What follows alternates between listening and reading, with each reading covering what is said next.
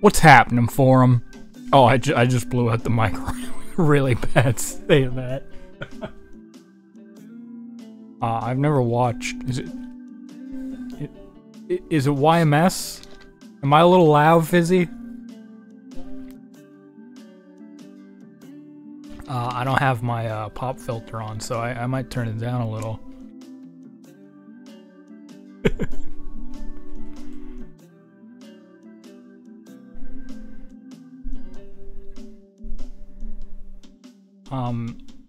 So yeah, I'm gonna stream Gone Home again. Yeah, I've been using my mic for some work things, so I've sort of had to keep it a little mobile. Probably will take it apart this evening to bring it in again. Before we get to the game, I just gotta click play on this for a minute because this next track on what is it? Dance Dance Revolution Disney Rave after Night of Fire is called Macho Duck, and I gotta hear what Macho Duck is.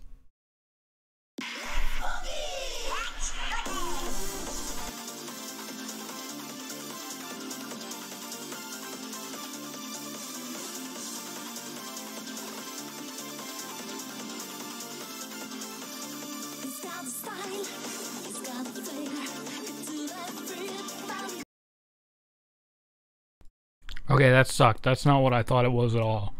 I thought it was gonna be a parody of that Macho Man song, except about Donald Duck. Anyway, I'm gonna open the game now.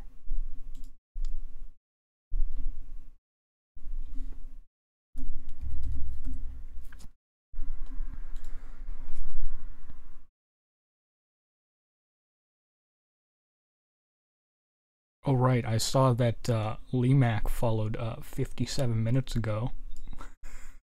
Thank you, Limac. I don't know if you're here or not, but I appreciate it.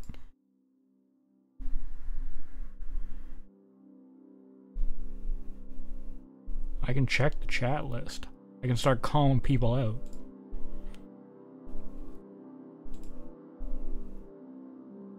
Let me just sit here for a second. Make sure my mic isn't picking up my volume. In fact, maybe I'll wear headphones for once. Wouldn't that be fun?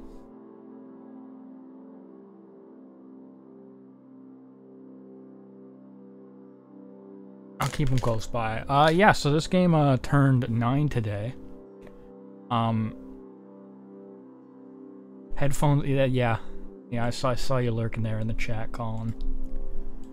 Hold on. Let me see if I can find.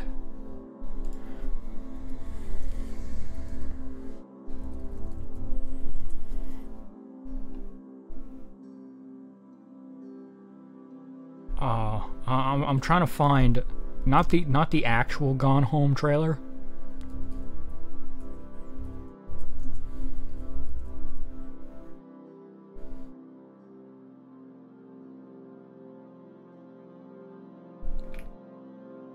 Okay, I can't find it.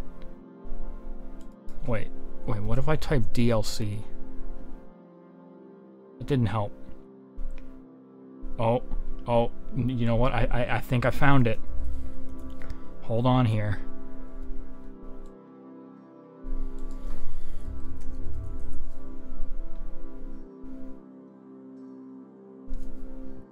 Okay, I found the video I'm looking for. It's exclusively on Daily Motion.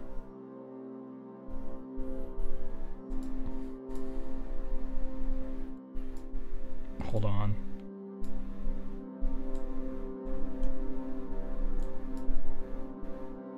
Let me mute this really quick. Boom.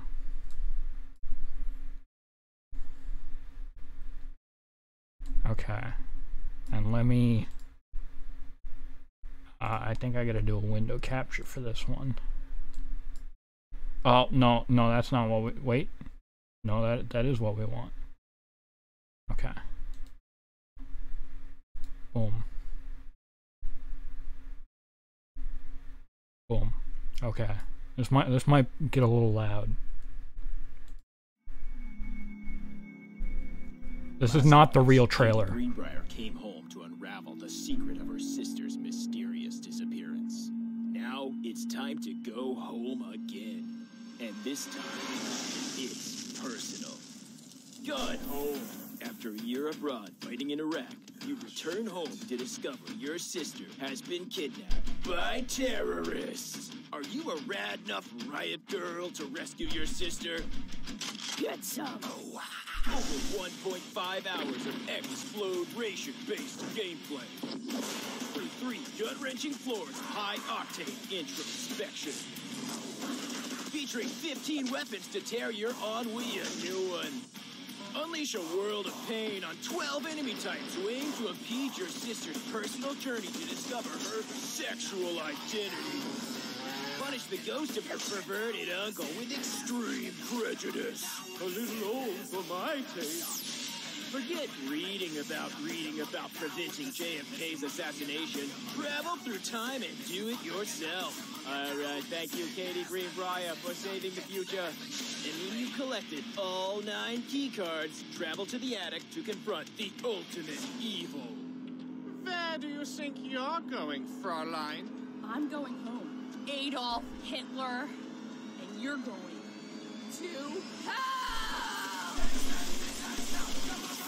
Oh, yeah, the moment I heard, ooh, wah, ah, ah, ah. Intrapersonal. I knew it. I definitely blew that mic out again, didn't I?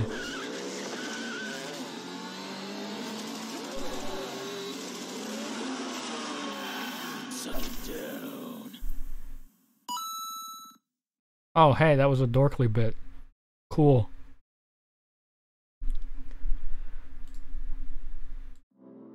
Yeah, so I hope that gave you a bit of an idea about what Gone Home is. I think the creator, Steve Nainer, actually talked about it in his TED Talk, that video. No, not TED. Game Dev Conference. Well, why don't we just start the game, and you can find out, Fizzy. Starting a new game will overwrite existing game progress. Yeah, I'm sure. Let's make sure I don't have the commentary track on. Okay. Start.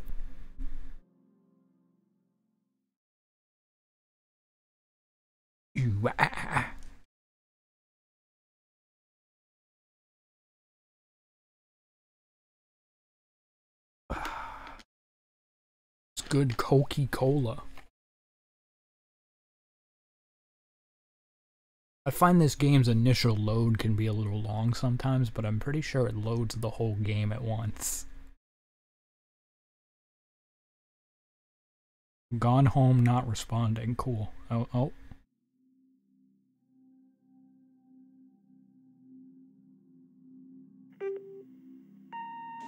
Hi, Mom. So I got my ticket home from Europe. I get back on June 6th, but it's a really late flight because that was the cheapest, so it gets in at midnight. But don't worry, I'll get a shuttle from the airport so you don't have to pick me up. Like, really seriously, you don't have to. Okay, so, love you. See you soon. Bye.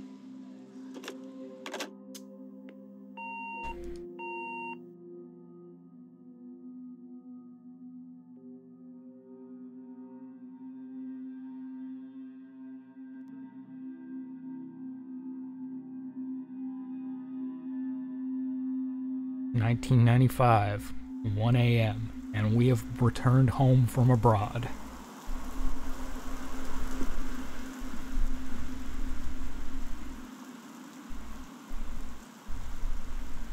I'm gonna turn those off.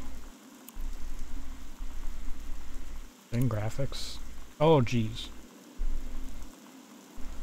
Back. Is it in gameplay?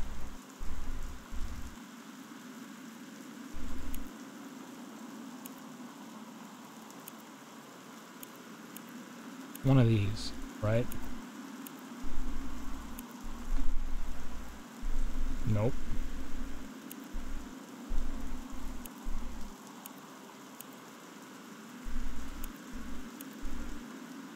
So that? Did I get it? Boom. Okay. Katie, I'm sorry I can't be there to see you, but it is impossible. Please don't go digging around trying to find out where I am. I don't want... anyone to know. We'll see each other again someday. Don't be worried. I love you. Sam. Door's locked. I've played this before, so I know the key's over here, under this duck.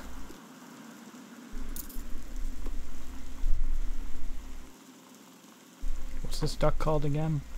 Good old Christmas duck. Quack, quack. We're gonna put him there for now. Oh, I didn't even notice they have like a porch set up here. I think I thought it was just like an entryway the last few times I played. It is raging out there.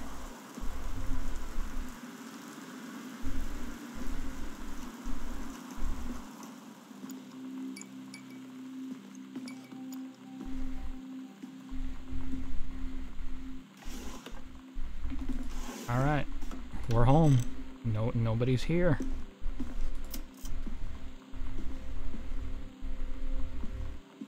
Anybody play Borderlands 2?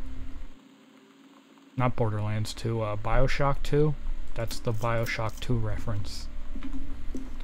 These devs worked. I did it, gone home. Roll credits. The creators of this game, Steve Nainer and 2 other people whose names I can't remember, worked on they worked on Bioshock 2, and main dev was lead story writer for Minerva's Den. And this game is what finally got me to go and play Bioshock 1 and 2 to the end. Biocock. Yeah, I'm gonna not say what I was about to say. Alright, so like a good immersive sim, you can flush the toilet. What's in here? I don't want to get banned, Fizzy. Dear Katie, so much has changed, even just since you've been away. We moved into this house. I'm in a new school, and my big sister being gone for a year doesn't make it any easier. It doesn't feel real, but I'm not gonna let it faze me. I used to tell you everything, and if I can't do it in person, because you're off gallivanting around who knows where, I'll tell it to this journal, just like I was talking to you.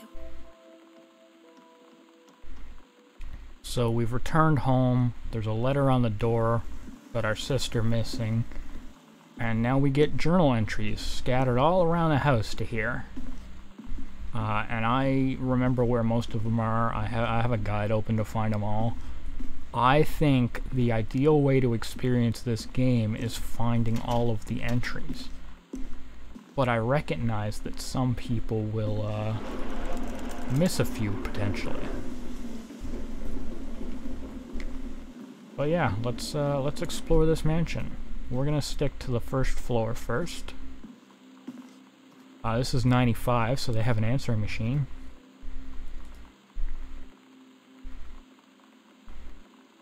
Sam, Daniel from the old neighborhood called. He wants to come see the new house. Call him back. Mom, Daniel is a total weirdo. The only reason I ever hung out with him in the first place is he had a Nintendo when we were little.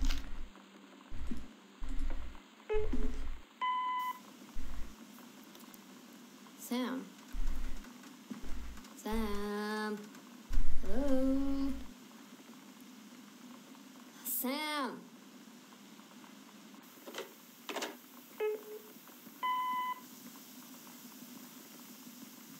Sam, where are you? Really? I need to talk to you. Please be there.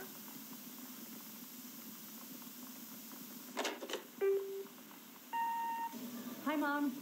So I got... Yeah, that was the opening message. We don't need to hear that. Yeah, so Sam is our sister, and I guess she got messages from somebody. Here's our family. Sam, Katie. So we're Katie. I assume we're that one. Mom, Dad. Look at this dude. All right.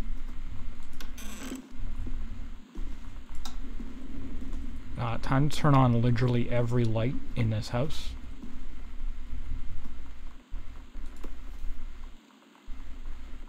Hi, Mom and Dad, and Sam. I'm in Paris. I have done many Parisian things, including eating le petit déjeuner.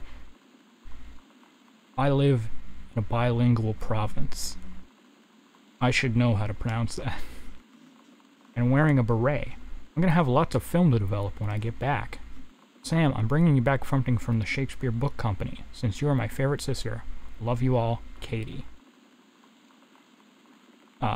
So they recently moved to this location, and the fact that they are #1, apparently, I think is a little weird. Also, Boone County is very funny. Welcome, new student. We hope that you are excited about your first day at Goodfellow High School as we are. Please be sure to bring the following. Yeah, a bunch of school supplies.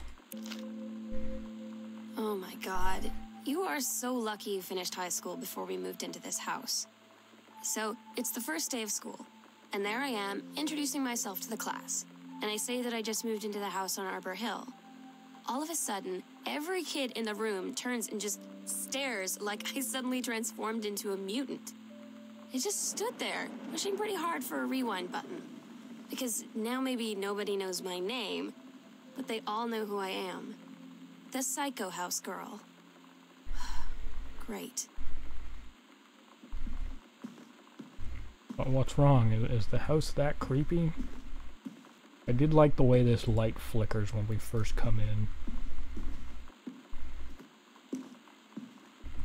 It really wants me to check this map. I like that they mark the locked doors. That's nice of them.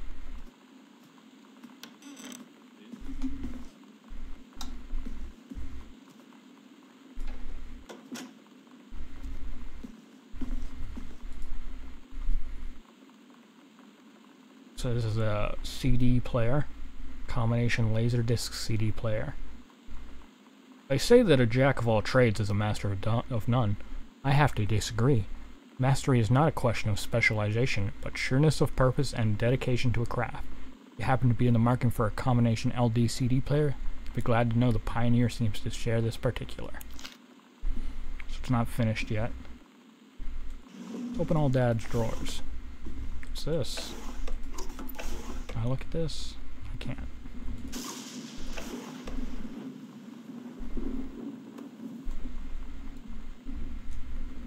It's just a 3-ring binder we can pick up.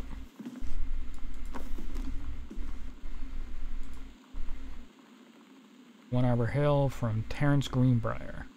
Or we're the Greenbriers. This is to our dad. Oh, I can't read that. Hold on.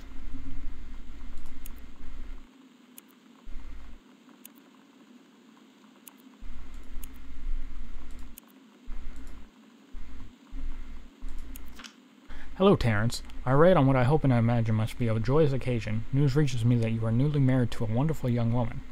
I've had more than a little time during my long days and nights at the house on Arbor Hill to consider my past and my family. My thoughts have often lingered on your development and welfare in the 10 years since we last met.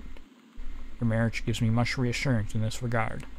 I wish you and your new bride had many happy years together. You are always welcome on Arbor Hill. Though I understand, of course, if you cannot accept this invitation. Yours very sincerely, Oscar Massan. Look at this real quick. JFK President, U.S. There's a whole bunch. What if JFK wasn't JFK?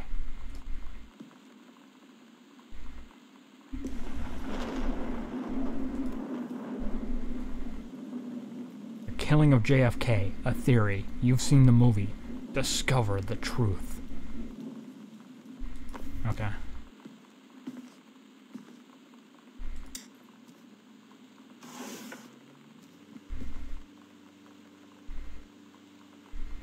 The wiring in this house is technically up to all safety and amperage requirements. However, multiple layers of wiring have been added into structure over the last 100 years. The system is frequently unpredictable. Lights blink out for no clear reason. Pressure on floorboards and door frames disrupts circuits wired directly behind the surface. Probably reworking the electrical system would be highly destructive to the walls, floors, and fixtures of the surface. Since there are no safety concerns, these issues will not be addressed. Oh, a combination. I wonder what it is. Does anybody have any guesses what the combination in this game made by people who worked on a BioShock game would be? We'll find out later, I'm sure.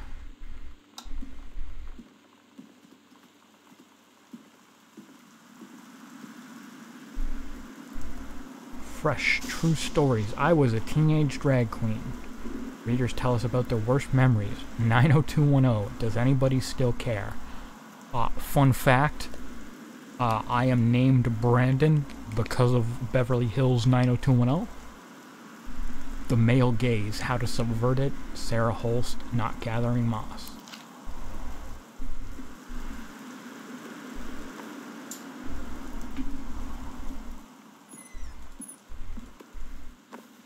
Hey look, our dad's second book, The Accidental Pariah.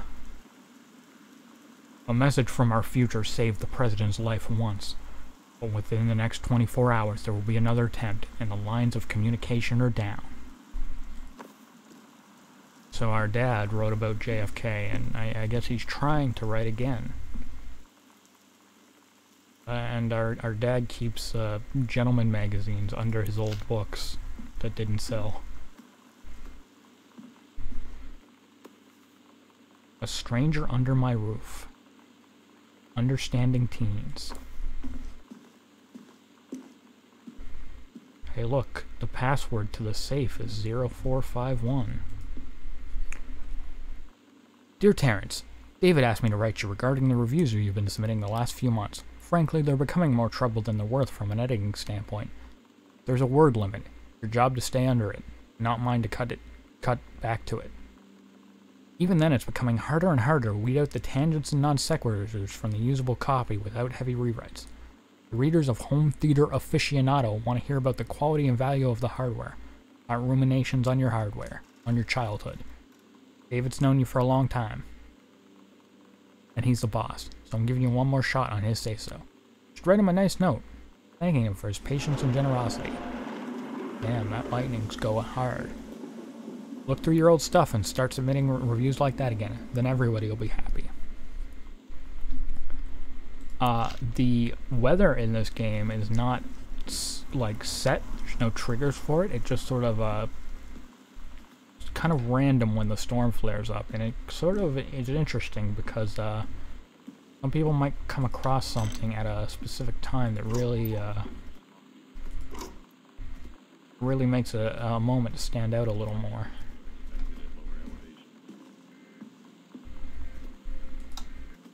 Somebody left the TV on. TV listing. X-Files is circled.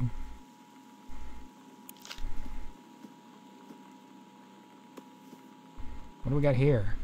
Girl Scout. This is a severe weather warning. The Northwest Weather Service. That might trigger a bot.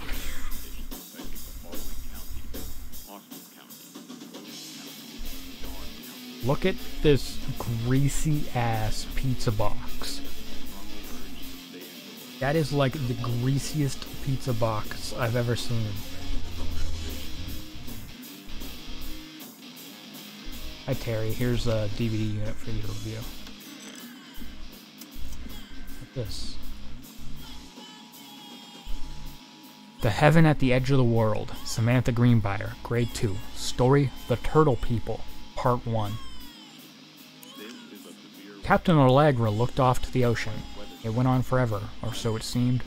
Some day she would find the edge, and get to the paradise there. And she heard a cannon fire. Boom! It was the black pirate ship, she yelled. Thought we lost them at Horse Island, but first mate said, "It's like you thought too soon." The black ship came up along the side. Captain Black himself came out onto the deck of the black ship. They yelled to Captain Allegra, "You're never gonna find the edge. There ain't no paradise, and your father were a liar." Captain Allegra yelled back, "Then why do you keep following up, you imbecile?" The first mate yelled out, "We'll stop you, Captain Black. We'll find the edge of the world, and you'll see her father was no liar. The battle kept going until Captain Allegra's ship got away. Now west, she said, and the ship sailed toward the sunset. So this was clearly written by a 2-year-old, not just because of the typos, but if they're sailing into the sun, I'm pretty sure they'd be sailing east. Anyway, Sam and Book, making friends. Sam, thought this might help. Dad. You know that feeling where the first moment you see someone, it's like they have a big gold star around them, and you have to get to know them? Well, there's this girl. I think she's a senior. She's usually dressed kind of punk, but sometimes I see her in this, like, army uniform, and she's always drawing in this notebook, looking so intense. I had no idea how I would ever, like, have an excuse to talk to her. Till I noticed she and her friends hang out and play Street Fighter at the 7-Eleven every day after school.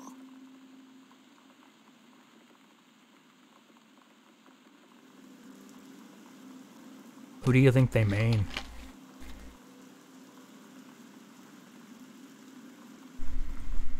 This is 95, so it'd be Street Fighter 2 mostly. Well, hold on. Yes, I'm googling when Third Strike came out.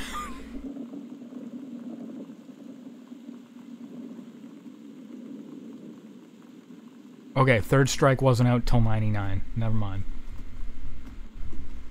Hey look, a crumpled note.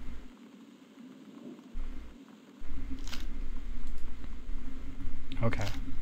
Looks like I have to choose whether I really want to keep this on. It's nice that it's an option. Hey, are you the new girl, Sam? I'm Tommy. I'm at the back behind you. Wave if you get this and right back. Hi, Tommy. Yes, I'm Samantha. And yes, I'm new. What's up? I'm about to burp. Ooh, excuse me. I just thought since you're new, maybe you could use a friend. I don't have a lot of friends either, so I thought I'd ask something if you don't mind. Do you mind? YN. No, I don't mind. What did you want to ask? Was it your uncle who went psycho, or does it run in the family? That is a very high school kid thing to say. This bunch of coupons.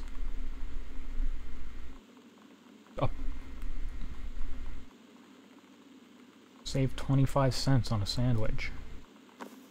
Now presumably it's like a whole bunch of coupons cut out from different magazines, but because I only see the one, I can't get a good read on it. United States Department of Agriculture, U.S. National Forest Manual, Northwest Region, prescribed burn procedures and precautions. There was a house caught on fire in my neighborhood. Everything's okay. It was sort of, they were renovating it, but something I've noticed after something like that is the smell has lingered for a few days, and it sort of just hangs over the neighborhood. Is this locked? It is. Damn. Mom be working hard on that coupon game.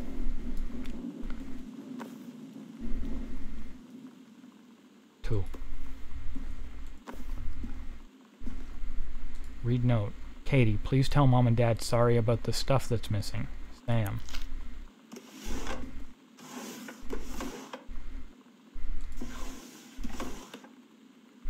Hi, Lonnie. If you wanted to come over to my house still this afternoon, that would be cool. I can drive. It's kind of far, but I can drive you home too, so hopefully that's fine.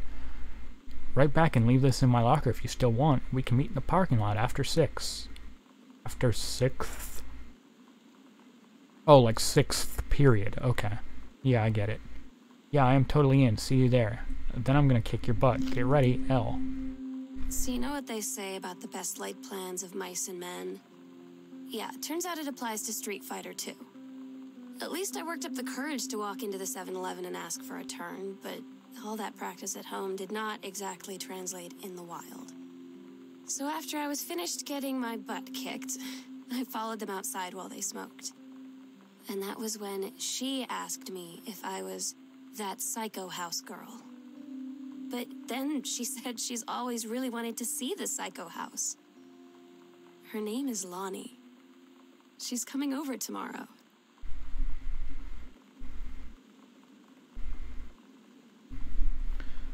So one of the things I can say critically about this game, that I wish there was an easier way for me to turn off overlay text, because, like, look at this. Look at this art. Hadouken. Okay. What's this room?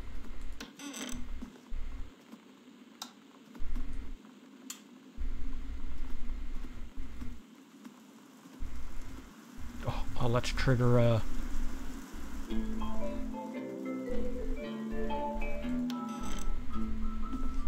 I think this is another BioShock thing, by the way. I don't know if this song is in BioShock, but this performer is. Reproductive Systems Worksheet. Oh look, I need my thing back on so I can read that.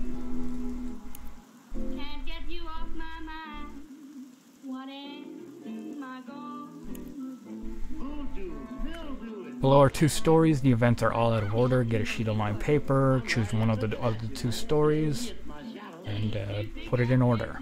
The menstrual cycle travels through the fallopian tube. The ovary releases the ovum. About 2 weeks later, since the lining of the uterus is not needed, it comes out of through the vagina. I'm not reading all this. The menstrual cycle, a novella. The early morning of September 1st, 1939. Essa Glass stares out the window of the train as it travels from Vienna back to her home village of Walloon in Poland. As the train rumbles along, the sun rises over the countryside. She can only think of the dear Borislav, the boy she is engaged to wed. Meanwhile, deep within her guts, an ovum starts to develop. As this train approaches its destination, her heart races. The lining of the uterus is getting thick and soft. As Essa steps off the train, her eyes dart quickly across the gathered crowd. Then, there, her dear Boris, still in his baker's smock. He must have dropped his early morning duties at his father's shop to come meet her. Her heart skips a beat. The ovary releases the ovum. It travels through the fallopian tube. Over the wheezing of steam's engine, a deep hum grows. It's coming from the sky. Dark shadows pass over the station. A whistling sound. Essa, her thoughts only a second faster than the bombs, reaches out towards her dear Boris across the crowd. Their eyes lock and the moment freezes.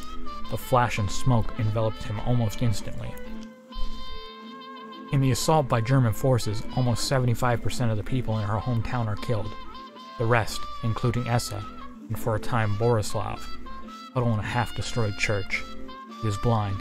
His legs are missing, bandaged with torn bedsheets. Essa's eggs will not be meeting a sperm. It dissolves. About 2 weeks later, Boris loses his grip on life. Essa has given up on her rations to keep Boris alive, but in the end, nothing can save him. Since the lining of the uterus is not needed for a pregnancy, it comes out through the vagina. Essa vows to survive. She sets off to join the Polish resistance as a daring spy and saboteur. Another ovum starts to develop in one of the ovaries, and the process begins again. It's incredible how the female body knows how to prepare for pregnancy. Big red see me at the bottom of that assignment. Good job, sis. I think there's something in here. Hey, look, more Dad's books.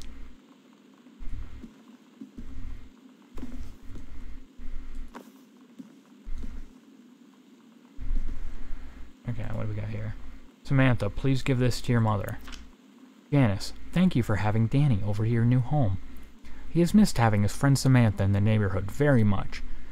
Danny asked if he could lend Samantha his Nintendo Street Fighting tape, and I gave my permission. He needs to spend less time with those games anyway. No hurry returning it. Let Samantha know that she is welcome back to our house to visit any time. Sincerely, Mary Shoots. You can tell this is takes place in '95 by calling Super Nintendo games tapes. I knew a few people that did that when I was a kid, but like not many, and they were all sort of my grandmother's age. When you live in one place your whole life, your next door neighbor is kind of like your default friend. And Daniel only got weirder over the years. So moving away has been a good excuse to, like, not see him anymore. But he did always have the good Nintendo games. Maybe I'll give him a call. How can you get good at the arcade Street Fighter if you don't practice on the pad? I'm quite good at performing a Hadoken or a quarter circle with a control pad, but I swear they make it tougher on those cabinets. I checked that door, right? Yeah, alright, we're headed up.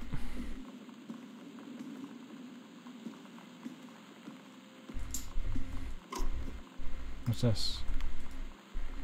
Controlled burn scheduled for Boone County. Zones of smoke will rise above the northeastern region of Boone County over the better part of next week as part of a Forestry Service-run controlled burn of overgrown sections of the Flintlock National Forest. Forestry crews have been preparing the area for months. The burn operation will take place between 8 and 5 on Monday, Tuesday, Wednesday, and possibly into Thursday, depending on the speed of progress. I don't know anywhere that still does this kind of thing. I've certainly don't think I've heard of it in my life. I've heard of controlled burns for like people burning leaves in their yard, but nothing on this scale.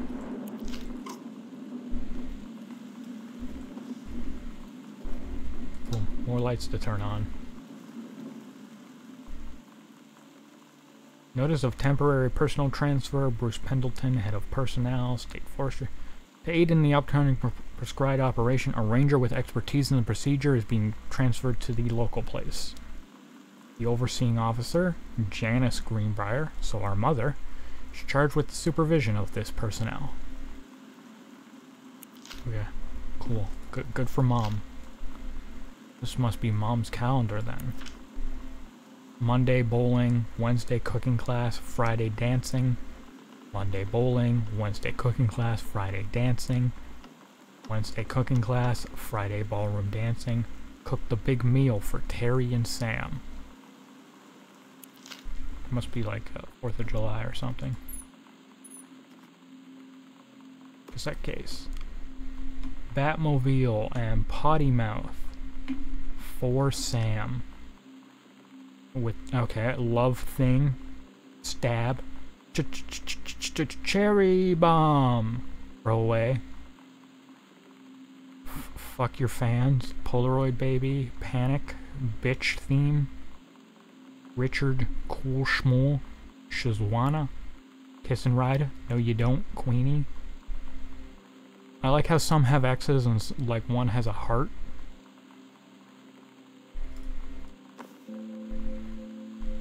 It's weird hanging out with girls. Tell me about Daniel it. was around ever since I was little, and other girls? I don't know. But being around Lonnie is like instantly just right. I gave her the grand Psycho House tour and took my revenge on Super Nintendo. And it was like, I don't know, I finally found someone I feel normal around. I drove her home and she gave me this tape and said, "You have got to listen to this." I haven't stopped playing it since.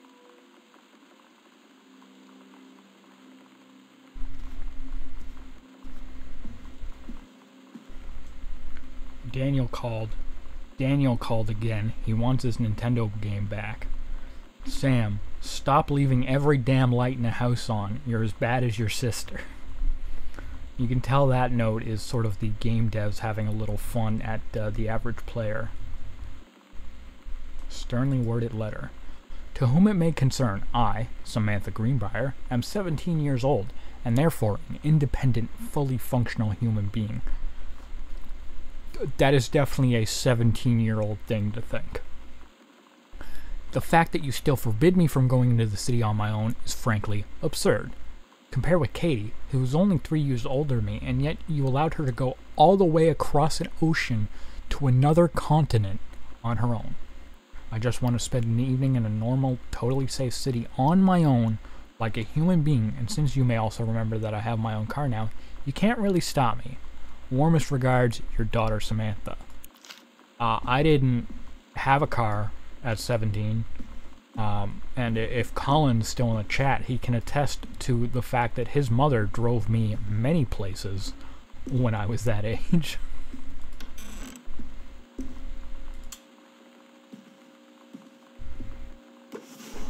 Alright. Oh, hey. Another tape.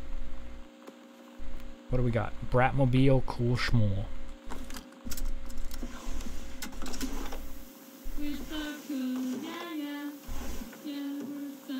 Hey, look, a note.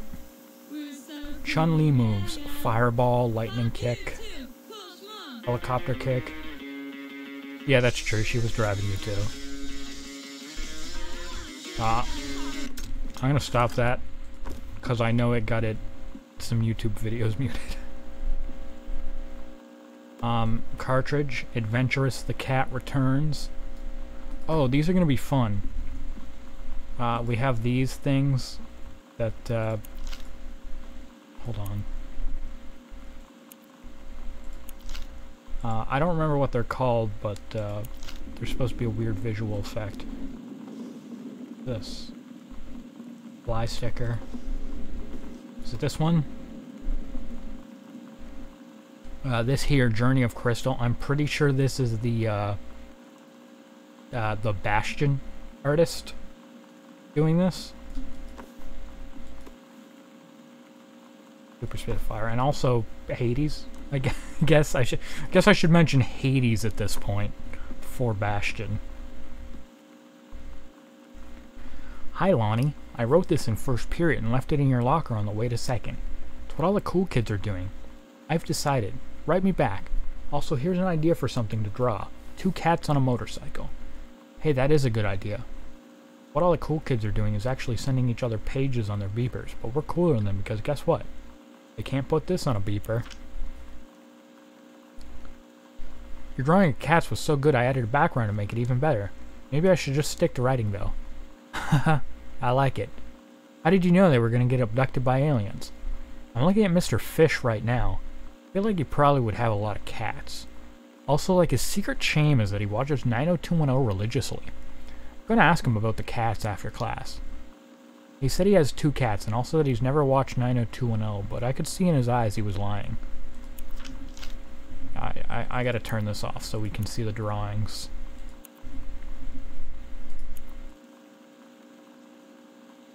Yeah. I like that she drew an anthro cat and then a regular one. Okay.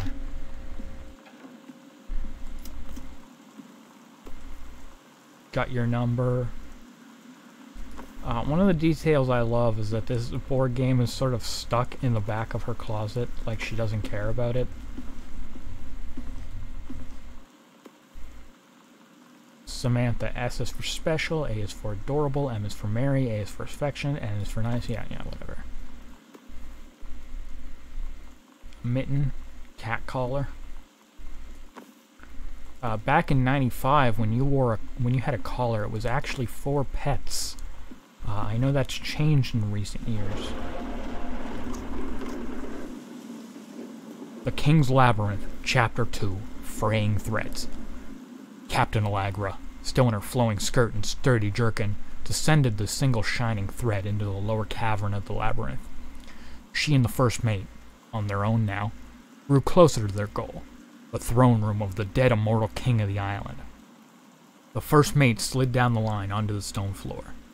She swept chalky bone dust from the front of her canvas trousers and looked up at Allegra. The silken thread, nigh unbreakable thanks to the enchanted moths that inhabited the island, trailed behind, leading their way back to the entrance. From further into the labyrinth, a moaning began to echo. The moaning grew louder and clearer. It turned into words from some ancient language they could not understand. The king's cursed voice. The hairs on Captain Allegra's arms stood on end. She looked back at the first mate, whose eyes remained locked on the blackness of the passage for a moment too long before noticing the captain's gaze. First mate nodded silently ahead.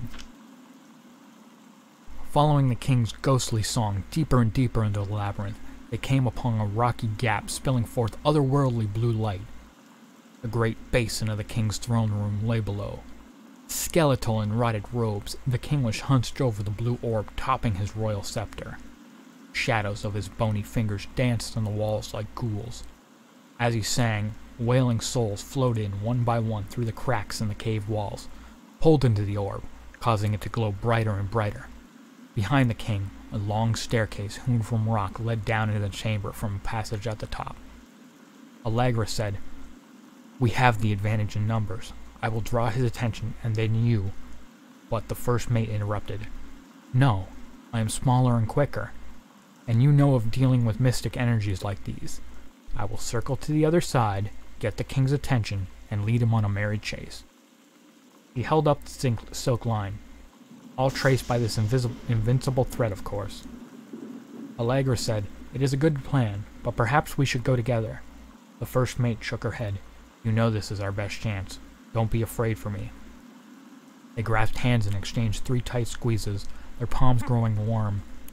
The first mate tied the shining thread to the belt of her trousers, gave a quick salute and a wink, and dashed off. Allegra waited, staring vigilantly across at the top of the stairs where the first mate was to appear. The king continued his "Wait, no, no." The singing stopped. The king turned and began walking up the stairs. Allegra wanted to call out, to do anything to stop the first mate from running headfirst into danger. She tried tugging on the line to signal her. No use. The king was nearly at the top of the stairs when the first mate burst through the passageway. She skidded to a stop. Even from across the yawning basin, Allegra could see the first mate's eyes grow wide. She turned and ran. Summoning his undead power, the king left the ground, levitating, gliding behind her with distressing speed. From some dank passage much too far away, Allegra heard the first mate scream. She was already running towards the sound. The line in Allegra's hand went taut, then shuddered. It fell slack to the stone floor. As Allegra ran, she was gathering line, twisting it around her arm. She came to its end. The unbreakable thread dangled limply. Its end shredded and frayed in her hand. She tossed it to the ground and ran. Man, Sam had this in like 4th grade. Sort of a Lisa Frank inspired book. I really like this bunny.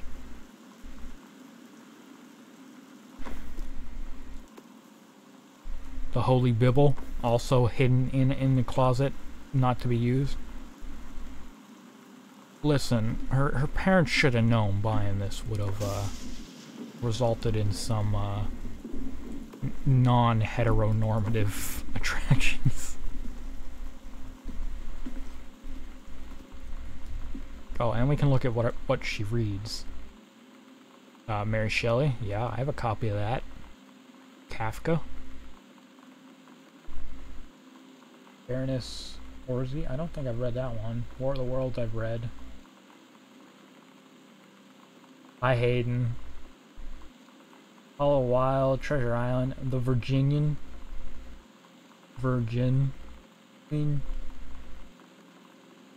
The Jungle Books, Ben-Hur, Tom Sawyer, Oliver Twist, Emma. See, here's your problem. You gave this girl Jane Austen and Frankenstein.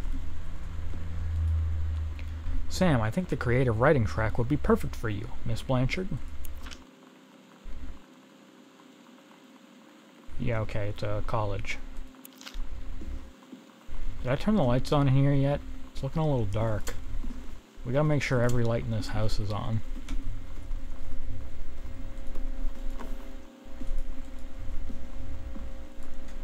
Hi, Lonnie. I already read that one.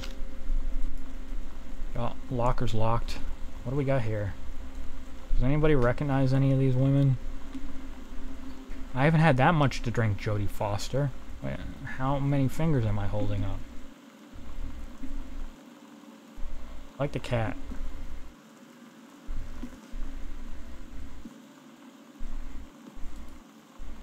Kurt Cobain. It's Staggy. Hi, Staggy. I like this dude. Gamer. Yeah, so this game takes place in 1995 for everybody just coming in. We've returned home, and there was a note. Our sister has left the house. Our parents are nowhere to be seen, so we're just sort of piecing things together.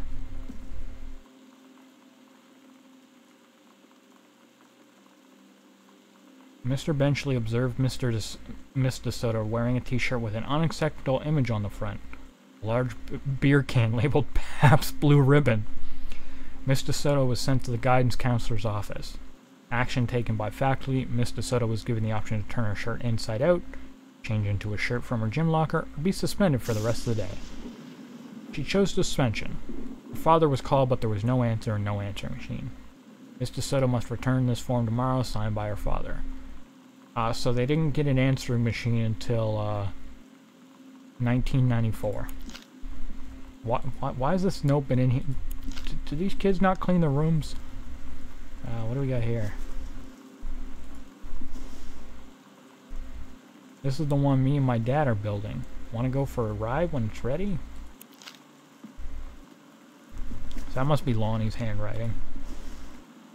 Samantha Greenbrier did Shop 1 metalworking engraving. Notes, not a challenging assignment. Metal plaque for family portrait, reasonable. Subject, but not complex. When I said that Mom and Dad should be replaced with Parrot's name, I did not mean to just add them underneath. Acceptable leveling on edges. Show more pride in work. Alright, so there was nothing in here. Of course, you gotta have that in 1995. It's pretty good, but check out 107.3 FM. Now, it's funny you say that, Aiden, because I did talk about how some of the BioShock people worked on this, and one of the references that I pointed out a little earlier is in this first closet, which is this owl here. I didn't look at that earlier. That's our mom. Kind of a MILF. Reblog.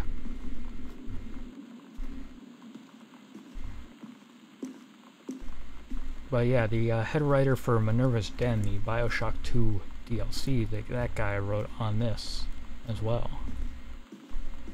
I think we cleared out the room.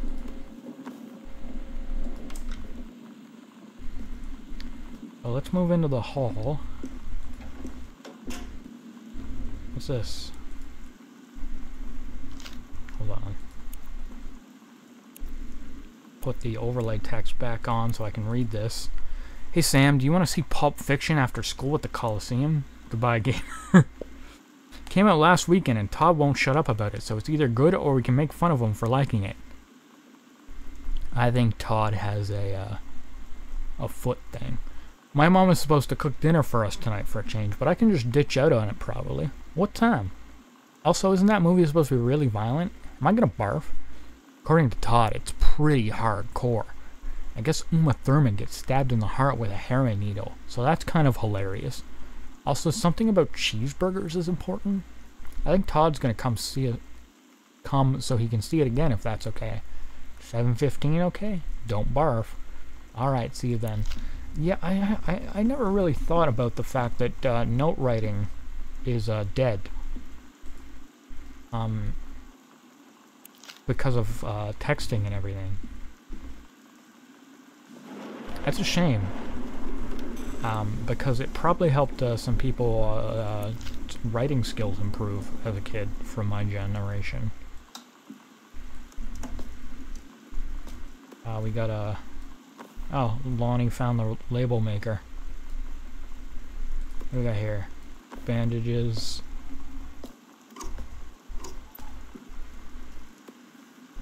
Toilet paper. Extra absorbent tampons. You know, the usual. Wild color, red right hand. Hair dye.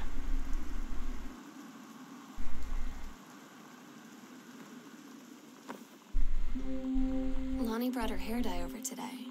Really She looks like said, blood "I when need you to fix first these walk in here, roots. Think doesn't you it? could help?" Dyeing hair is weirdly intimate. I don't know if I've touched someone else's scalp before. That's pretty intimate, right? It felt intimate. We looked in the mirror together after, and I expected her to say something about how it looked crappy or good or whatever. But that's when she said, "You're so beautiful." And she was looking at me. Right in that moment, I wanted to say something, but I waited. And the moment was gone.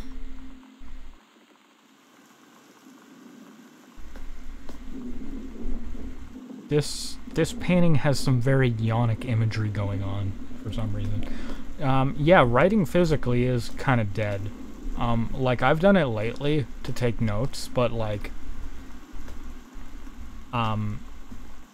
even taking notes, like, people type them nowadays. I think it's crazy that just like a generation after me, they started just giving kids laptops. And I think they switched to Chromebooks at a point, and maybe even just iPads or something.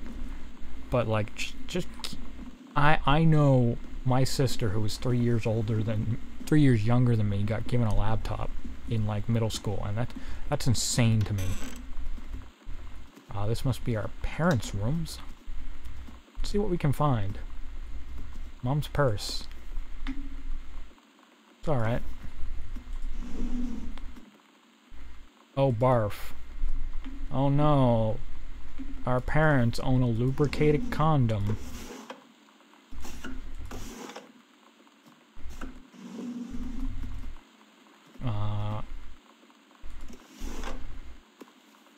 Holy Bible right next to the bed, so obviously our parents are a little religious. Dear Mom and Dad, and Sam, I am in the Channel. This is my second passage through the Channel. I'm on my way back from London this time, going to Brussels, Belgium. Sorry I didn't write you on the way to London, but I was too excited about the Channel. London was great, Dad. I know you've always wanted to visit, and I think you really should. You'd love it if you all wanted to come back here as a family sometimes. I guess I could be convinced. Love you all, Katie. I think it's proven that writing something down makes you remember it a little better than typing it. So our parents, clearly religious in some way, but I see here an Earth, Wind and Fire and Willie Nelson poster from the 82 tour, I guess. So it looks like our parents knew a little thing about partying back in the day. Some tapes here.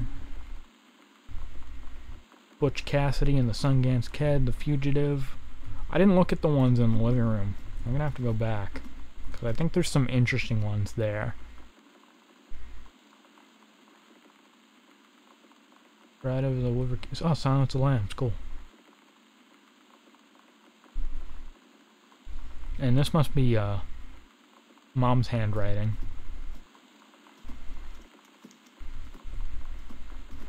Cool to see a TV in a room, actually.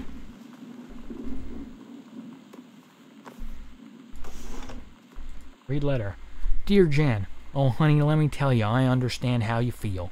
Bob and I have had our down periods. Become a bit of a way of life, actually. You get used to each other. You live your own lives in the same house. The kids grow up, they go away. I'm sorry, this isn't helping, is it? Don't worry. Terry will get over what's ever distracting him. Things will go back tomorrow. And as for Sam being distant, that's a teenager for you. Nothing to worry about. In the meantime, though, this controlled burn, that sounds like quite the adventure. But let's cut to the chase. This new ranger they sent, that's what I want to hear about. Ranger Rick, you have to be kidding me. It's too perfect. You have to tell me everything, and send pictures. I want the whole package. Wait, that sounded wrong. Keep your chin up until Terry is out of his slump, and in the meantime, write more letters to your old friend Carol. She adores them. I don't really know much about women gossiping, but I've definitely been privy to This is just done with Facebook messages nowadays, or DMs or whatever. Imagine having to wait. Family photo. What's that? Oh, it's the power cord. One thing I like about this game is literally everything is plugged in. And that's because one guy who didn't have a whole lot of modeling experience was like, screw it, I'm gonna go through and plug everything in. Mitten. So Mitten was the cat. We found his collar in Sam's closet, so obviously he's probably no longer with us. Parents' bathroom. They got the dual sink set up. No mirror, because this is a video game.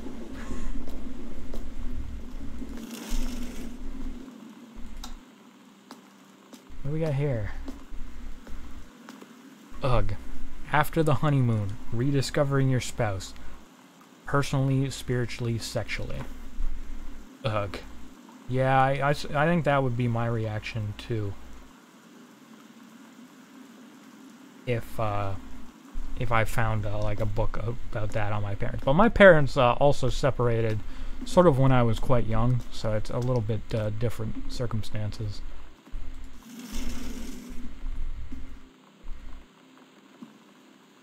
What's this? Watercolor technique for florals and still lifes. Okay. Oh look, a ghost game. Escape from Ghost Mansion.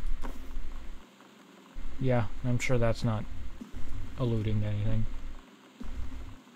Now I was just praising it for the power cords here. One thing you'll notice is that there are no shoes in this entire game.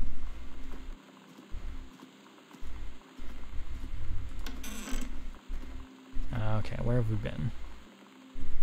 Down this hall. What's this? Sam's dark room. Do not enter if red lights are on. The attic's locked. Katie, Mom and Dad were gonna make up the guest room for you to stay in over the summer, but you came home on such short notice that they weren't around to do it. You can use my room if you want. I won't be needing it anymore. Sam.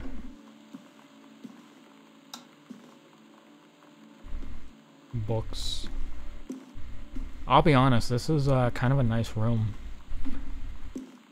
I like the angled wall. I think you'd really be able to hear the rain. Composition book, Samantha Greenbrier. Ghost Hunter Journal. A tall shadow in the upstairs hall when I rounded a corner. No one was there. How tall was Uncle Oscar? Note, I was not wearing my glasses. A faint voice coming from the bottom of the stairs. I said hello. Did not investigate. Probably was the furnace. September 9th. Poured milk from the carton in the fridge. It was spoiled. Pretty sure I read that spirits can sour milk. Milk was just bought yesterday. Ooh, also ghost milk. Ooh. Lonnie says she feels a presence in the TV room. I suddenly begin to feel cold. We build a protective pellet fort. Lonnie and I employ Ouija board as a medium. Disturbing messages are conveyed from the other side. Oscar definitely here. Now, was it an official Parker Brothers brand Ouija board? Because if not, there's no magic and just a random one you find. October 29th. Enlisted Lonnie to stay up all night and help patrol premises. Recording any signs of otherworldly presence. Lonnie reported many sightings, but all remained unconfirmed. Possible ectoplasm in attic, probably due to leaky roof. Sample taken just in case. Despite our best efforts, we both fell asleep around 4 a.m. All in all, a successful night. Hey, remember Martin Mystery? Something about them taking samples just made me think of that. More of my stuff. Let's check out this room. Oh, flower. That's not bad. What do you guys think? Bowl. Another tape player so I can get DMCA strike. Performance evaluation. Name Richard Patermack. Supervisor Janice. So this is the Ranger Rick we just read about. 5 across the board. Ranger Patamak has been indispensable during the prescribed burn preparation and execution. I believe his expertise and dedication has been the deciding factor in the success of a very complex and challenging conservation effort. In the opinion of this staff member, Rick's contributions to daily operations have been essential. To this end, I will be formally submitting paperwork requesting his permanent reassignment. Alright, Mom. What's this? Examine note. Halloween show. The Misfits, they're awesome. Don't forget your costume. Stygian Lounge. I like the name of that place. See you there. XX.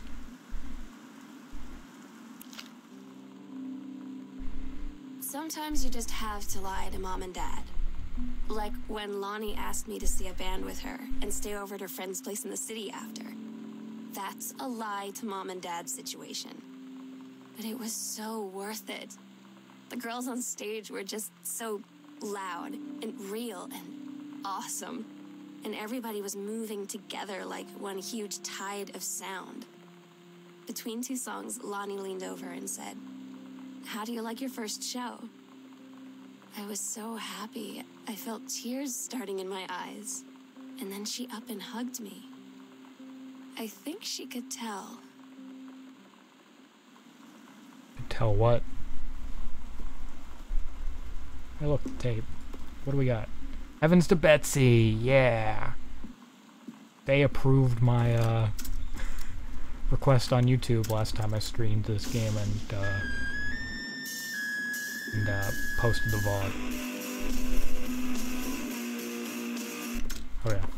We're not gonna chance it though. Play the game on your own time, or look them up. They probably have a Bandcamp or something. A bit of an older band.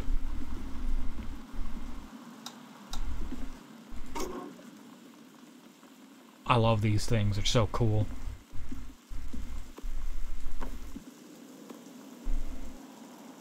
He saved her from the raging flames, and then things really heated up. So I think in the commentary they talk about how they gave them like black suspenders or something, and how it sort of looked like a fetish outfit.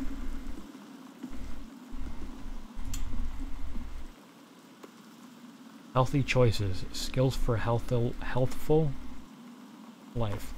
Came out the year I was born. Heavens to Betsy. Calculated. No, I want to see if this one has hearts and stuff. Open folder. Examine map. Lonnie, holy crap. I was in the library and I noticed something in the corner and found a secret passage. It had Oscar's creepy old stuff in it. Oh my god, I have to see this. We're skipping 6th. Secret passage marked on map. Okay. This is cool. Captain Allegra and the first mate. Your costume, my costume. Imagine dressing up as your OC. I know I had at least one VTuber in chat earlier. Imagine dressing up as your design.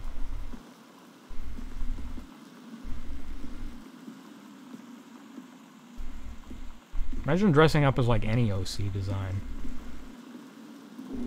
I've never dressed up as my little demon dude. I gotta get him another outfit soon. Where are we going? Alright, the closet in Mom and Dad's bedroom.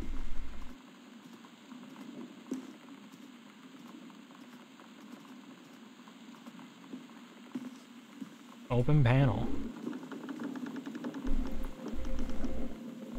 Bit of a musical stinger there.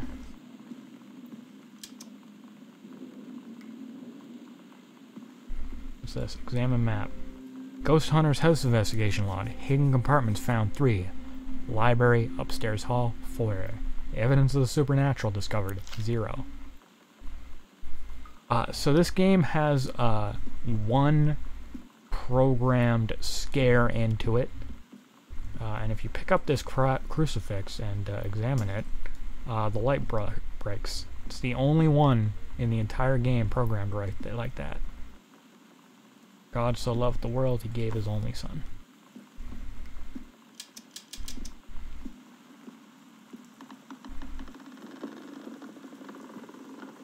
Alright, so we're back in the library. Panel is over here.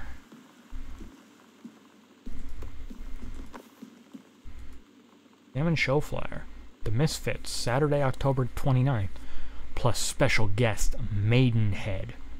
Stygia, 306 West Franklin Street. At Todd's brother's place after the show, there was only a futon to sleep on, so Lonnie and I shared it. The lights went out. I was turned toward her. My eyes started to adjust, and then I could see she was looking at me, too. In the dark, she smiled. My heart was beating so fast. I rolled over. I felt so, I don't know, nervous.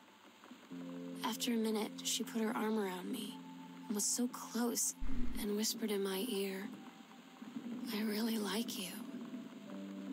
I just nodded my head, and I really hope she could tell. I really hope that she meant what I think she did. I felt like a shook-up can of soda ever since. I hope we have the chance to talk before I explode. Historians be like, they were just very good friends.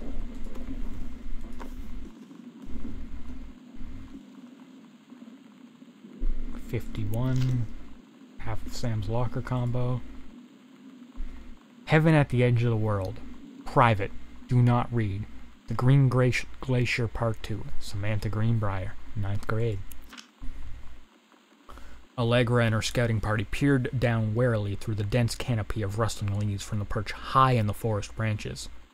Mere feet away, sunlight shone brightly off the inner ice walls of the glacial basin in which the forest grew. It was a strange sight indeed, such lushness juxtaposed with the frigid ice formations. Allegra leapt forward without hesitation, bounding through the high branches. The first mate had been captured by the Green Glacier's Amazonian tribe. His life hung in the balance. We have to hurry. Her party followed behind, moving quietly as a breeze through the greenery. Allegra landed in the clearing and shouted, "Stop!" She saw the Queen Amazonian up on her pedestal, reaching for the lever that would drop her first mate into the vat below. She shouted, "No!" and flung her saber at the Amazon reaching hand, but it was too late. The first mate screamed as he fell towards the water, then splashed down, and all was eerily silent. Allegra looked on, frozen in fear and remorse. She'd been a moment too late. But then, from the bat, something began to emerge. A head of dark brown hair, just like the first mate's, and the shoulders and sleeves of his coat soaking wet. But as the figure stood and the water poured down, Allegra saw the first mate had changed. He was no longer a man at all. In fact, what looked back at her were the eyes, the face, the hair, and hands and body of a woman. Still in the first mate's clothes. Still the first mate. She spoke in a soft, clear voice. "Captain?" The Amazonian queen said, "She is one of us now. She is ours." Allegra drew her magical flintlock pistol from her belt. Her crew readied their swords. Allegra glared in the queen's eyes and said, "That's the love of my life, and you can't have her." Could have read that last line a bit more dramatically. Yeah, so our sister wrote that story, and it's, 9th grade. What's the year on it? 92. Hold on. Just trying to get a timeline in my head here. 92, and we didn't move into this house till like 94, from what that note makes me think. So it's sort of the beginning of our sister sort of trying to, what's the word I would use here? Make a justification, sort of, for queerness. sure there's a better way to word that. Alright, upstairs. I pretty much remember where these are.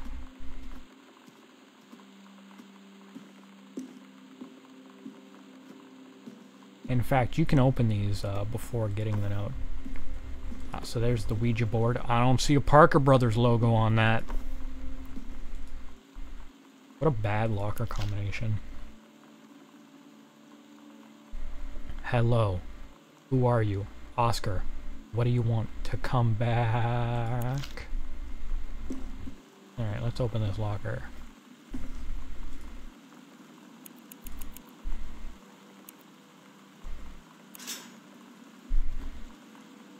Lonnie, 94.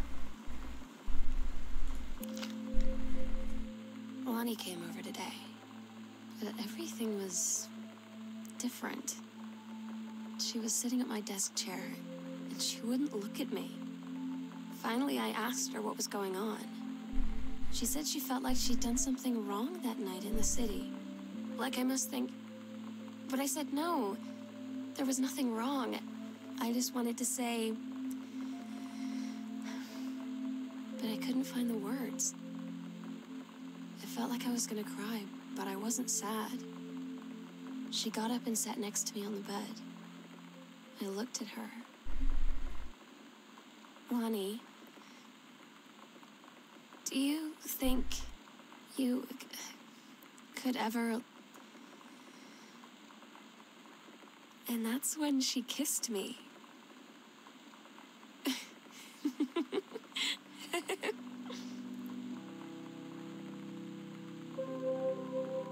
I like that happy swell of the music there. It's really nice. No, we want the key. So a couple things to examine here. A Gentleman magazine that features Gillian Anderson.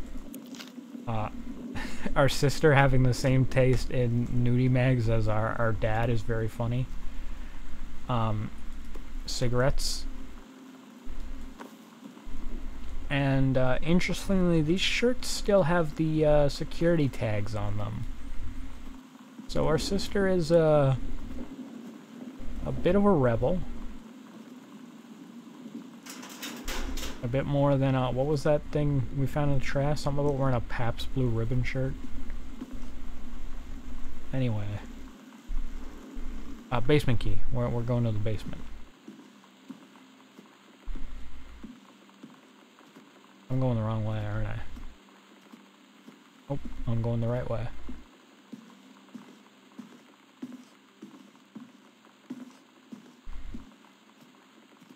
Talked about this. We found the note about this. The shop instructor saying like he thought she should replace mom and dad and not just lazily write the names underneath. This would be very easy to do. Given the right equipment, of course. Alright, time to explore the big scary basement.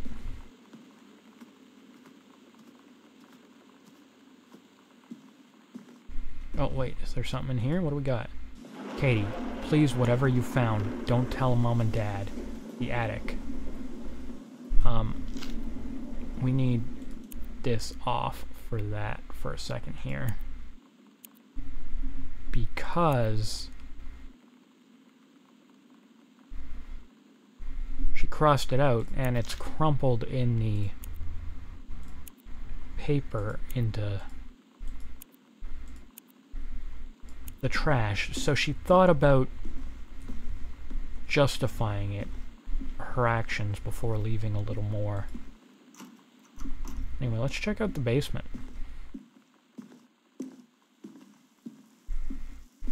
Cobwebs are nice. What's this? Potato chips, clipped. Dear Samantha, I would like to cordially thank you for having me to your abode for the Thanksgiving holiday with your lovely family. I enjoyed the flavor of pulped potatoes, and also it was weird being around your parents for that long, but it was pretty funny how impossible it is for your dad not to be awkward for more than 30 seconds at a time. Very cordially yours, your close friend and confidant, Lonnie D. Dear Miss DeSoto, allow me to take this opportunity to thank you in kind for being such a generous host of the festivities at your father's estate, following the aforementioned meal with my parents. Your family's Thanksgiving feast was the more enjoyable of the two events, I must say. Especially appreciate the time I spent with your grandmother, who is a lovely woman with a sterling taste and refined air. Let's do it again, same time next year, shall we? Indeed. Madam Samantha L. Greenbrier, Esquire. They just leave soda all over this house. SNL. Sam and Lonnie. It's different now. I mean, we still hang out all the time like before. But now when no one else is around, well, you know. So you could say we're dating. But it's secret. Secret dating? I don't know. I mean, I guess that's the real difference. Now when we get off the phone or go home for the night, or it's just quiet and we're alone, we say I love you.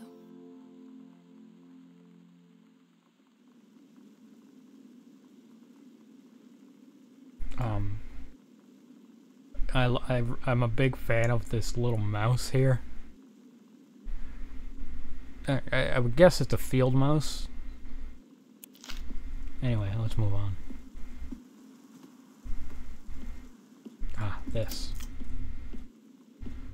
So here we see Katie's first, is that the science award? Katie's plaque. Oh man, one of my old sex ed assignments.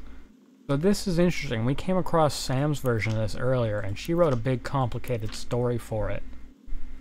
And sort of a woman empowerment one, but our assumed straight character that we play as sort of just filled it out properly. Really showcases some of the differences between them. There's the big scary furnace. I like its sound.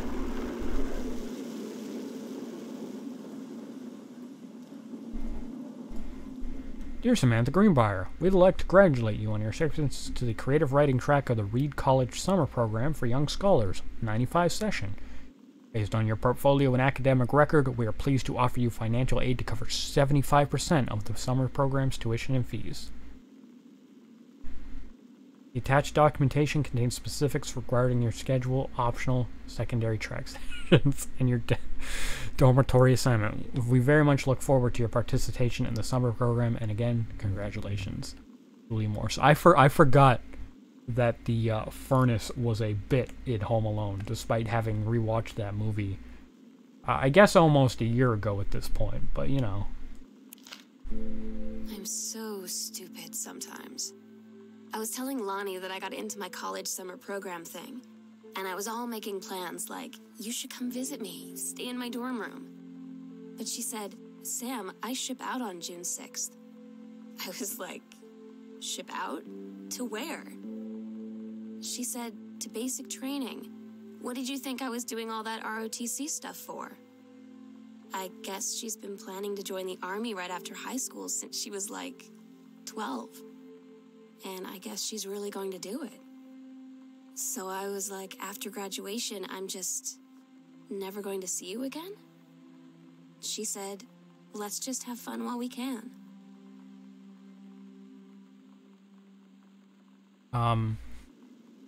So one thing where I think this game could have done a little bit more research, Lonnie dyeing her hair red is cool. I think it definitely suits her in the photo we saw. But I especially in 95, I don't think the ROTC would allow that. Richard Greenbrier, PhD, with his face cut out. Sam and Scrap. 2 heart pendants, LNS. Oh, this is one of Granddad's books. Joyce, A Complete Understanding.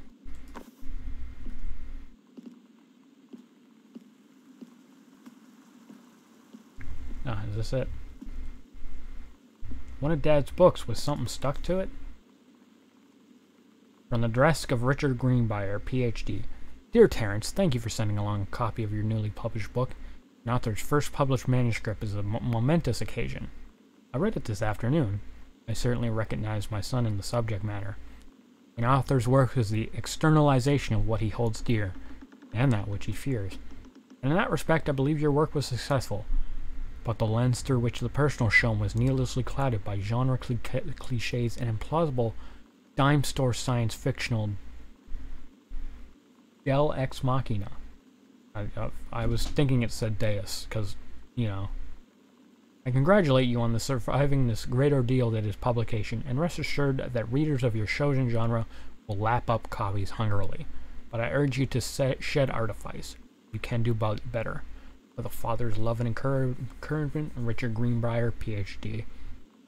If you remember when we were in the father's study, he had a big board full of ideas for his next book, and in the center, each word on a different post-it was "You can do better."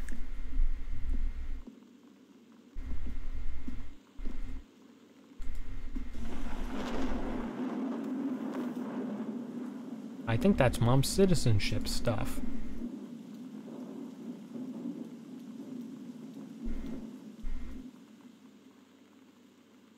Yeah.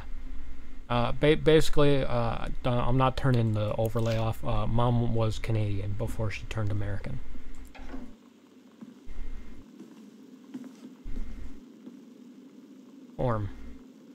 Like they're gonna buy that jewelry we saw. What's this? Girl Scout. We'll listen to about 5 seconds of this. I like that one.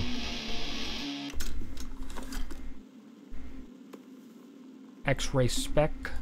Buttons. Read letter. Yolanda de Soto, care of Hector and Marie, blah blah blah. To Sam, roar rar, a little line drawing. Dear Sam, I'm so happy you liked the drawing. I was thinking of us when I drew it. I knew you'd be able to tell. You'd love Mexico. I think, probably. The nature here is totally different than back home. I keep thinking about Allegra and the first mate lost on a mysterious island where even the plants are out to get them. And then I think of them together, out there in the wilderness together. And I start thinking of you again. I lie here in bed and I can almost feel you. I've been trying to save it up for when we're together again. I haven't done a good job, okay? But I tried. Okay, enough about that. Your last letter got to me the day before we start driving back north. We'll be racing this letter home. If I get home first, we can read it together. And yes, I'm taking tons of photos. We'll have to spend so much time together in the dark room. To Amor, Lonnie. Girl Scout, the band formerly known as Cub Scout, set list, role model, authority, main squeeze, telling stories, instruction, first mate, self, Girl Scouts, denial.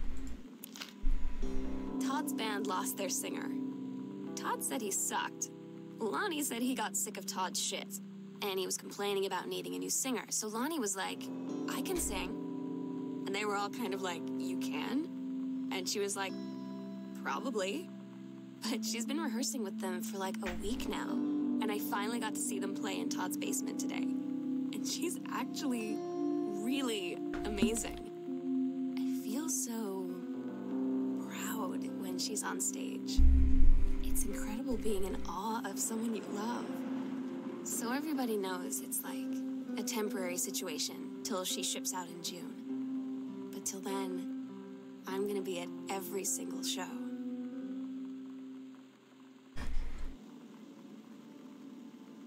You know, it's interesting that the L word is never dropped. Lesbian. And I guess they would want to avoid that in their writing to each other, and she is writing this down with the idea that nobody would see it. But I guess in '95 it makes sense to avoid it as much as you can. So we're gonna look at something about this game that really interests me. There's a note here. We're gonna attempt to read it. It's like a drug. The first time was in my room in the middle of the night. I woke up and Lonnie was kissing me. The clock said 3:13. Her face was okay, not reading any more of that. Not gonna happen. Nope. Nope. Definitely not reading any more of that. So the character we play as is pretty passive in this story, but it's interesting that, you know, they take a stance on something like this. And I don't blame them. I wouldn't want to listen about my sister's escapades, but it's a weird version of our character being an actual character.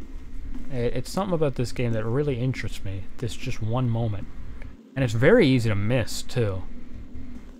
Like it's literally a speck of paper hidden in this room. Anyway, can we play a song with this? Dun dun da da da da da da da. Okay, that's enough of that. Let's go in this creepy hallway. Here's a map of the first floor.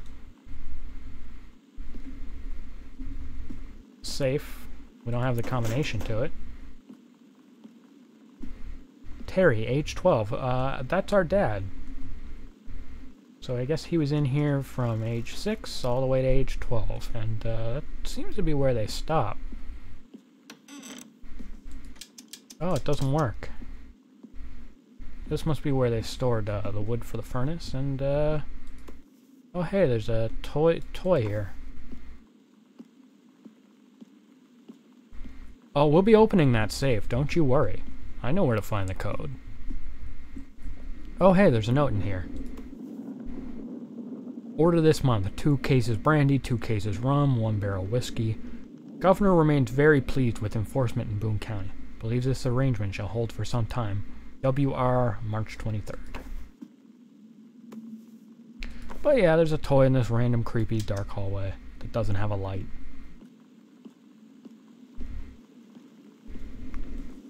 So this room is called the servants' quarters. It's got bells. Presumably, you'd be able to ring these in different places of the bell. And it would sort of, or I guess they would ring down here and it's like, hey, come do shit for me. But yeah, this sort of shows like, yeah, this house was sort of a big deal. And what do we got in here? Postcard. Hey Sam, I'm writing to you from Mutanama Falls. I'm here on a stupid class trip, which is stupid because it's March and I don't know if anyone running the school has been to Oregon. Oregon? I like pronouncing Oregon or Oregon wrong multiple times to piss off people that live there. But it's cold and rainy as shit in March. Wish you were here. Oh wait, you are here because I'm writing this to you. In the gift shop. Oh shit, here you come. L. They tell you to stick with the group on field trips, Katie. There's a reason for that. Lonnie and I snuck off on the side paths at Multnomah Falls and got a little lost. Okay, a lot lost. Like, for hours. Right before the bus left, we found a trail and came running down the path, soaked and covered in mud, shouting for the bus not to leave. The school called home. Mom and Dad said, you didn't get into trouble like this before you met that Lonnie girl. But I don't think they know about us. The kids at school, though, I'm really afraid that's a whole other story. Stick with the group, Katie. Stick with the group.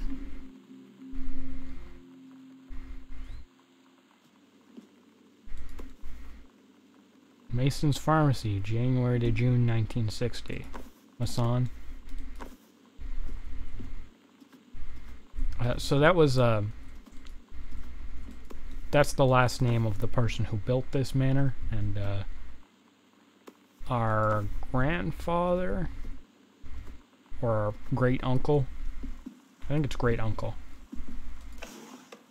Damn, a newspaper clipping. Boone County Register, Friday, December 10th, 1965. Masson's Pharmacy changes hands. Shoppers of Main Street were surprised today as the amount that Masson's Pharmacy would change ownership for the first time since it opened a decade ago. Rumors swirled that the sudden sale of the pharmacy was transcated for a song. When asked about speculation that the deal had been signed for as little as $1, Mr. Samuel Austin, Oscar Mason's longtime assistant and now proprietor of Mason's Pharmacy, told the registrar, "The specifics will remain between myself and Mr. Masson. Mr. Masson is taken sick and was unavailable to comment." Masson's Pharmacy, still located on Main Street, but under new management. Photo by Hayden. That's very funny. We had a friend of mine from work pop in to the chat a little earlier named Hayden. Alright. We're almost done with the West Wing. Let's go open that safe before we do anything else. So when you pull this open, a little note is here. This is the spare bedroom we were in earlier. Note. 1963. Go check that safe.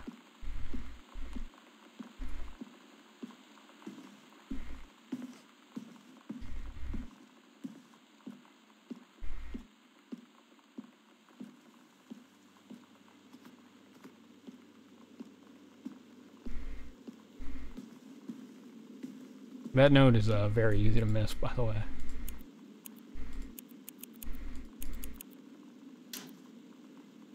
See what we got.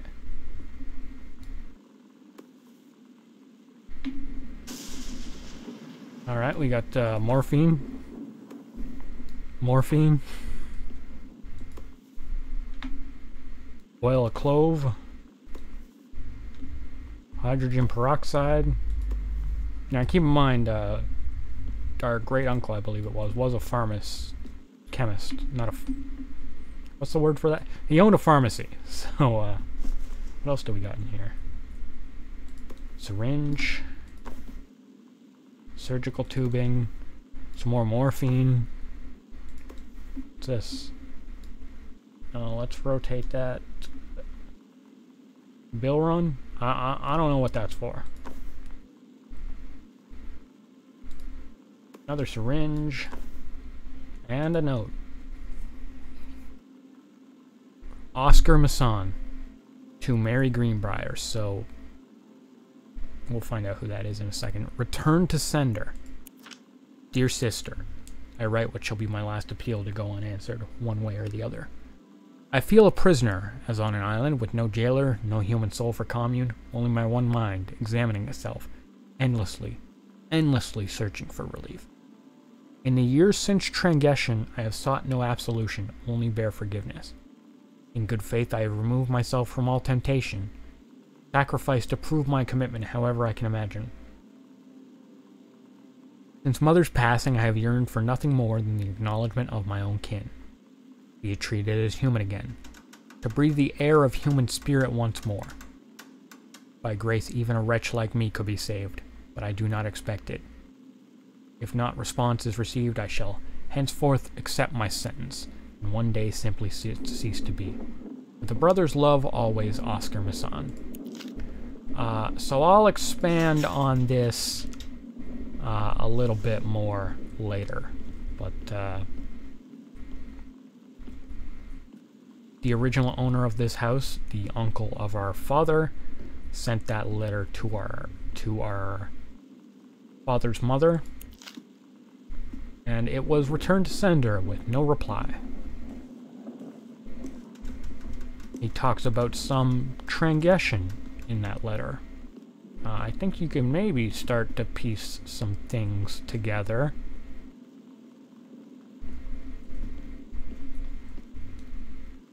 Thanksgiving 1963. Let's keep that year in mind as we go forward, and we'll pick up this thread a little later. Let's get back to the lesbian plot.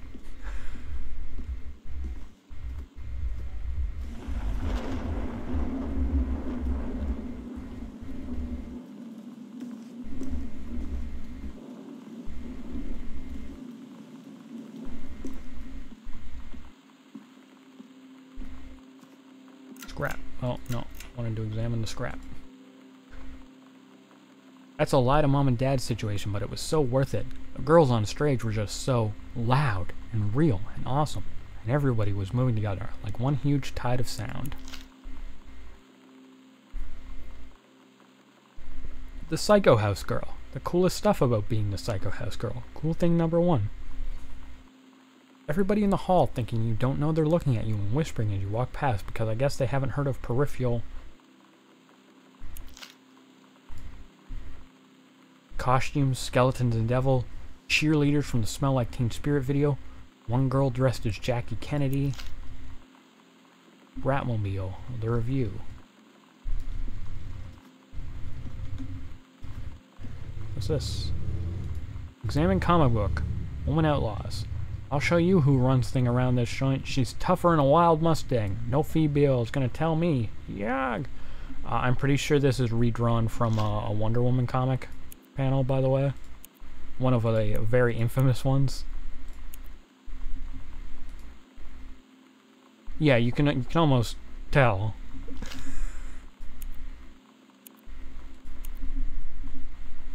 Okay. This button for the wipers. Captain Allegra and Revolution Girl. This one's for you, Grossman. Had enough. Heavens to Betsy and Bratmobile poster. Kicking against the patriarchy. And here we see a zine.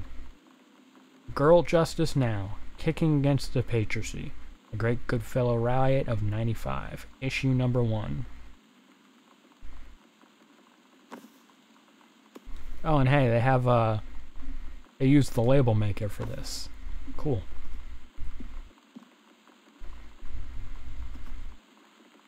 Another greasy pizza box.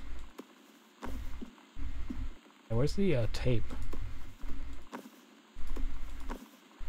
What do we got this time? Another Heavens to Betsy. We'll listen about 5 seconds of this before I get scared.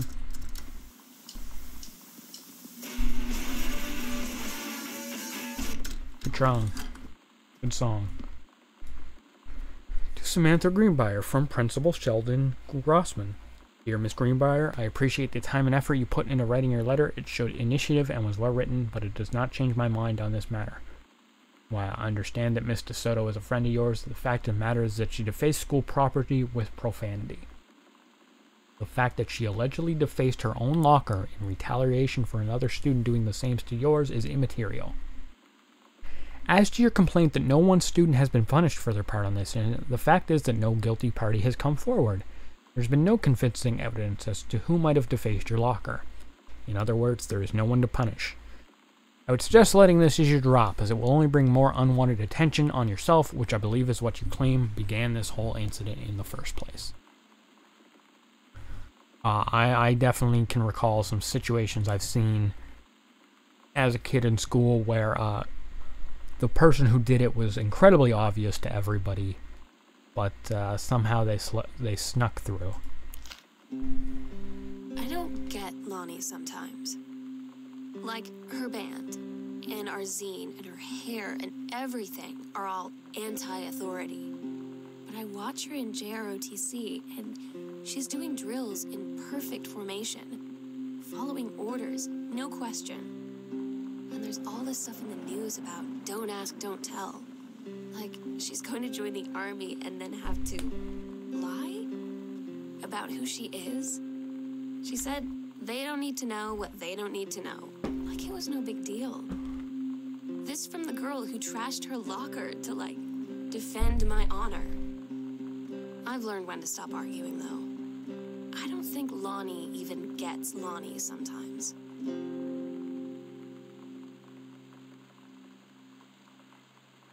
What's the quote from the boss?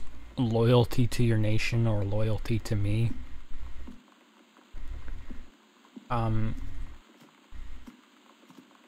There's definitely some of Lonnie having sort of a a conflict between who she is, who her family is, what she's been raised as, and who she really is as a person.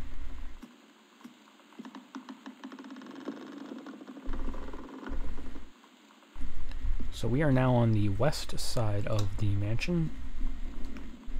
Guardian angels up above, bless this house with lots of love. So yeah, there's where we started. This.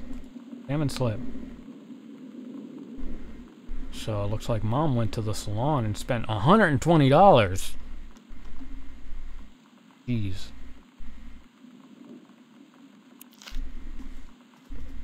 Women, I'm sorry you have to pay so much for haircuts. My hair's gotten long and I still got somebody for a trim charged me like a beard trimming once price, which is much cheaper than a haircut.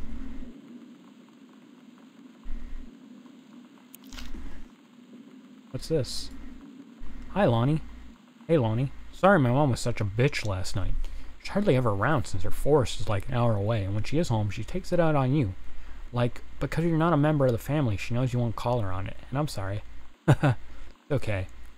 I know she's just jealous of our cool and freewheeling lifestyles. I feel sorry for you. I'm lucky. My mom lives in Florida. You have to have a mom every day. Sorry, I didn't mean to bring up the mom thing like that. No, I shouldn't complain. No, I'm being totally serious. My mom is a psycho Christian, and her new husband, Don, is a complete tool. Living in Florida with him is her eternal punishment, in my mind. So you wouldn't rather live with your mom in Florida? No.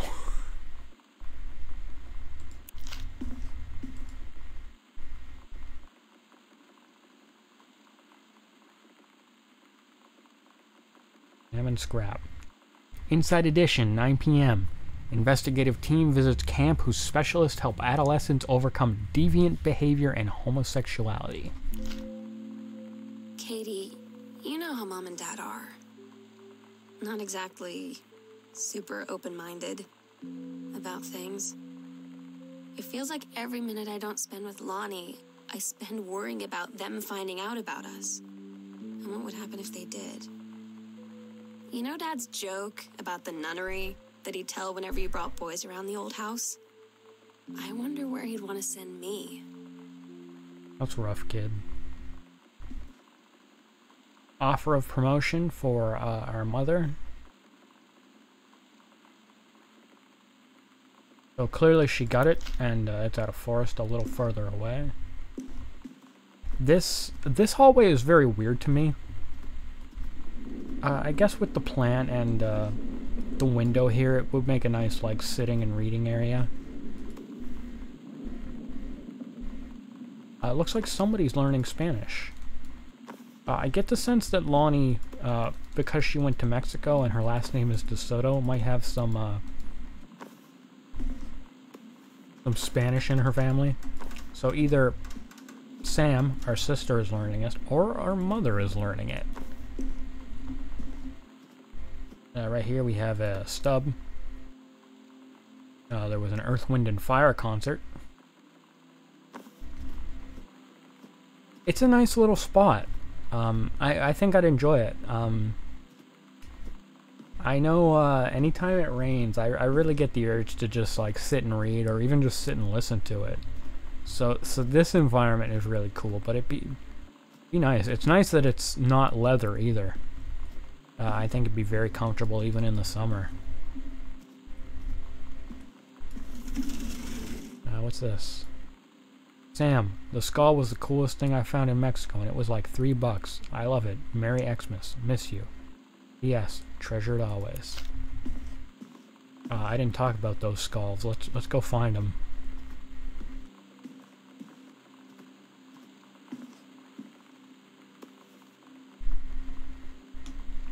Made Hencho on Mexico.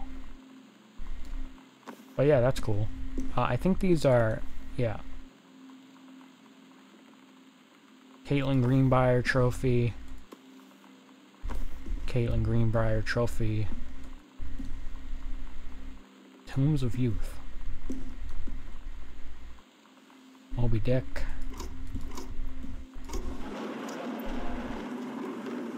I like that they let her put the skull here. I think it really, it's nice. It's better than just a boring old trophy. Some of these arts are nice, too. Anyway, Sam got the skull as a gift from Lonnie.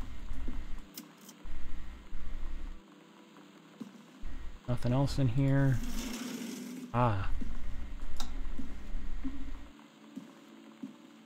Mom's purse. That's her second purse we found.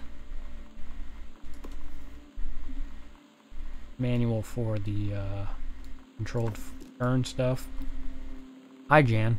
I got 2 tickets for Earth, Wind, and Fire on Thursday, but my girlfriend says she doesn't want to go. Taste in music rears its ugly head again. So that leaves me with an extra ticket. More fun than clearing bush in the freezing rain, right? Rick. So, looks like Mom hid the ticket here. Maybe she did go with Rick and didn't want somebody to know. Copy of the zine on the dining room table. Oh, I always like this one. This glass gets hit when you open the folder the first time. So it takes like 3. Or actually, it doesn't even lay flat. Interesting. Sam, since you refused to hear us out this afternoon, your mother and I are putting this in writing so we are absolutely clear. You are grounded for the rest of the month from social and telephone privileges, and from using your car for anything but going to and from school. We understand what you are going through, but we can't allow you to continue with this kind of behavior at school. And clearly, once your privileges are reinstated, we can't allow you to have your bedroom door closed while Lonnie is at the house. This is the last word on the matter. Get back on course so this won't have to happen again, Dad. Pass Samantha Greenbrier to principal's office. So this is a disciplinary referral. Distributing inappropriate materials on school grounds, so their zine was inappropriate for school. I had an interesting talk with Mom and Dad tonight. One you were never gonna need to have. I mean, you've known, right? I've known. I've known since, like, She-Ra. Mom and Dad didn't, I guess. But they saw the zine and the stuff on the locker, and they were like, is there something we should know about you and Lonnie? And so here's the thing. I was prepared for them to be mad, or disappointed, or start crying, or something. But they were just in denial. You're too young to know what you want. You and Lonnie are just good friends. You just haven't met the right boy. It's a phase. That's what I didn't see coming. That they wouldn't even respect me enough to believe me. Well, joke's on them, because they're in for one very long phase. Really like that line. Another one of the postcards I sent. So excited after reading that. Hi, Mom, Dad, and Sam. The Vatican is weird. As you can see, the Catholic Church still has a lot of money left over from the Middle Ages. Gotten to see all of the art, including the Sistine Chapel ceiling and sculptures by Michelangelo, Donatello, and the rest of the Ninja Turtles. Mom, we'll have to come back together. I would love to be here with someone who really appreciates the history behind everything. Also, Sam, they have various relics, as in pieces of important dead people. But you should come too. Next stop, Barcelona. Calm down, Dad. I won't get gored by a bull, probably. Love, Katie. God, no butts in heaven. We got... Oh, I thought I could examine this. Like, strawberries are on sale.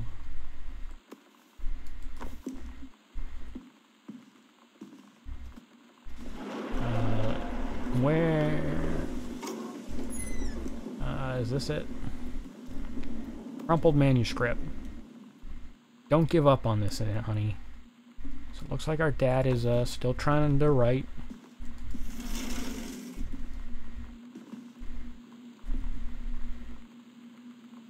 Kitchen. We'll check out the kitchen first. Read story. Samantha and Danielle were in the woods one day. They It was sunny and they were on an adventure, but they went to the bad part of the wood, and it got dark. Daniel said, "Are you scarred?"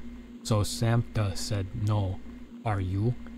They laughed and went more into the bad part. Then they went to a part that was never there before, and there was a ship, a pirate ship. On the ocean, Samantha said, "I'll be the captain and you be the first mate." Daniel said, "Aye, captain," and they went on the pirate ship and started sailing away. And then there's a little drawing. Daniel finally came over to get his game. I'd been dreading it. But he brought this story with him that I wrote when we were little. I started reading it, and then there I was, crying at the kitchen table. He asked what was wrong, and I was thinking about how we used to be friends, how much I'd taken for granted. But instead, I told him about school, and Dad, and Lonnie. And then how sorry I was that I wasn't his friend anymore. He gave me a hug and said it was going to be okay. For some reason, I almost believed him. Daniel seems like a cool guy. Anyway, this is the third Greasy Pizza box we found.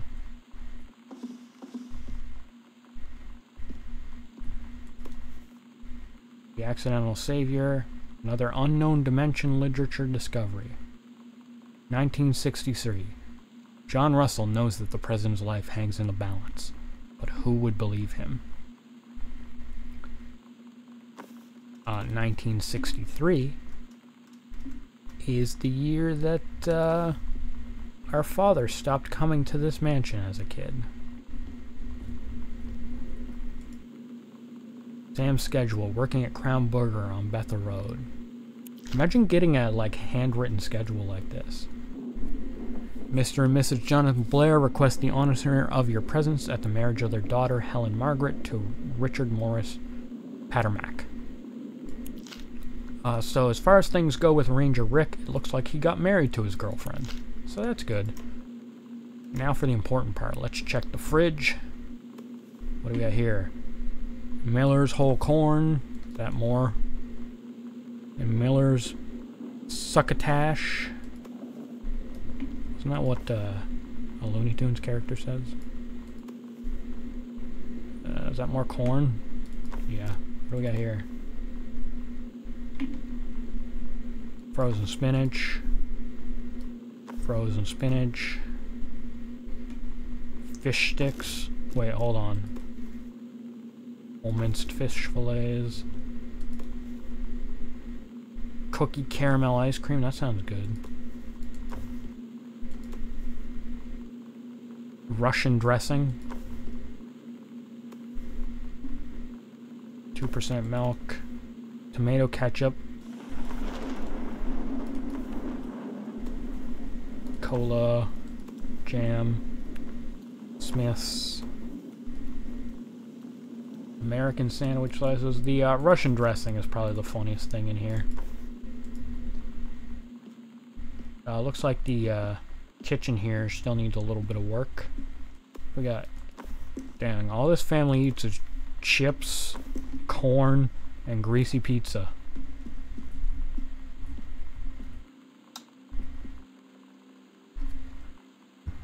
Congratulations on your new position. It's to our mother. June. Rick's wedding can't make. Oh, it looks like our parents are on a anniversary trip.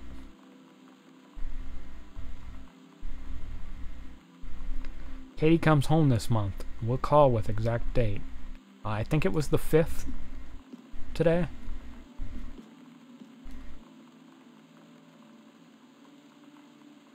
I was gonna say it seems like a weird time for a trip, but it's June. That's fine. What's this? Copy of Dad's book. Dear Mr. Greenbrier, first let me say that I hope this missive finds you well. Hell, it feels like a goddamn miracle that it finds you at all. You know how long we've been trying to track you down? Worry not, we aren't the feds, the men in black, or any sort of creeping fascist hobgoblins. In fact, we're on your side. Let me start from the beginning. Unknown Dimension is what you might call a specialist publishing house. We traffic in the weird, the ahead of its time, the lost but not forgotten by a small but dedicated group of plugged-in bibliophiles types of out there mass-market shunning visionary expression that refuse to be taken on anything but its own terms. But an unparalleled run since our inception 4 years ago, unearthing and reviving Christ or zombie-like timeless works such as N.N. Bestman's Message of the Snake Man, It's Inside Me by Jens Keller, and Emil Krieger's oft-band of Venusian flesh traders. But ever since we discovered Taddy's copies of your Accidental series at a church rummage sale in Long Branch, New Jersey, and trying to track down the authors of this weird and dark American outsider art. John Russell, mild-mannered insurance agent by day, reckless, history-revising sociopath by night, is the twisted peacekeeper that modern suburban America deserves. It is our mission to bring him back to life. We want your permission to reprint the work, since your original publisher, Mercury Books, folded a decade ago. We want you to supply a new foreword for the books to appear in brand new editions of The Accidental Savior and The Accidental Pariah. Be produced by Unknown Dimension as a limited run and marketed directly to our highly discerning customer base. We look forward to embarking with you, and to thrusting your work screaming back into the sweating palms of an unsuspecting American public. It's about time. Blast off, Kaz. Medish Kaczynski, publisher.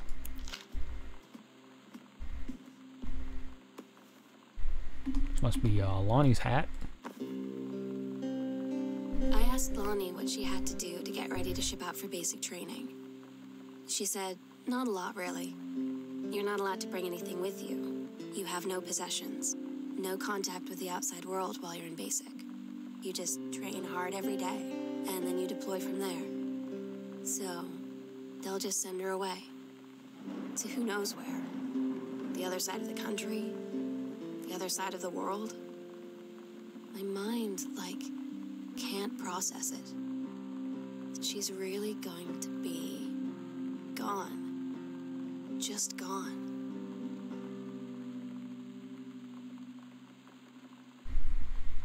This. Sam, your mother and I will be away for a long weekend celebrating our anniversary. We'll be camping in the gorge, but we will be camping in the gorge, but we will give you a call on the way home. Sorry, the kitchen is still mid-renovation. Never trust a contractor. $40 is on the table to order pizza while we're gone. No wonder. It's about $20 for a good pizza around here, and $95. Well, no wonder there's multiple around the place.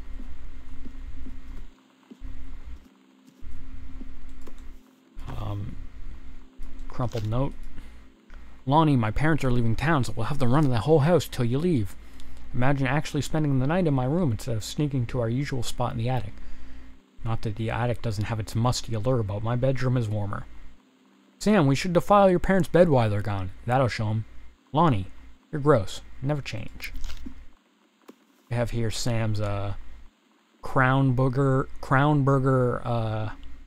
nameplate and uniform. Ask me about clown combos. Oh, hold on. There it is. I gotta... Hold on. And let me just... Where was it? There it was.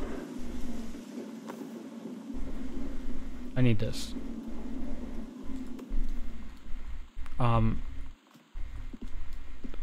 So you actually throw things further in the room in this room, so you can get that ball. Doesn't work like that anywhere else in the house. We're gonna get the funny Easter egg over with before we get back to the plot. So I don't know if I pointed... I don't think I pointed out, and I don't know if you guys would have saw it, because I usually leave every door open. But up here in Sam's room, there's a basketball net. It's on this back of the door.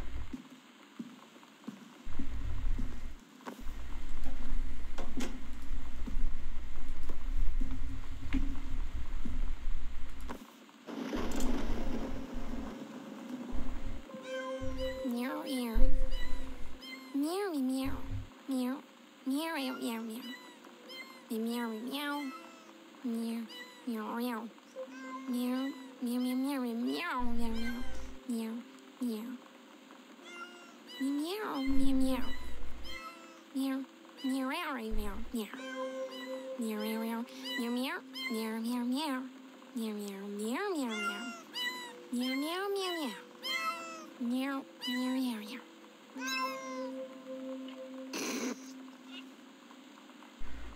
My absolute favorite part about that Easter egg is how you can hear the creators of the game in the sound booth cracking up at the very end. And yeah, they asked Sam's voice actress, just, hey, can you read out one of them with just meows? And that's what they got.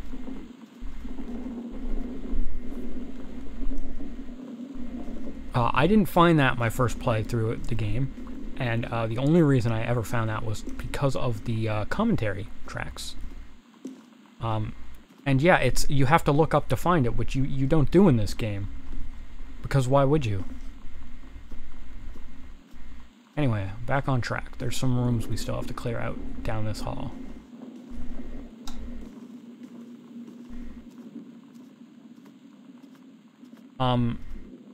We'll read the postcard.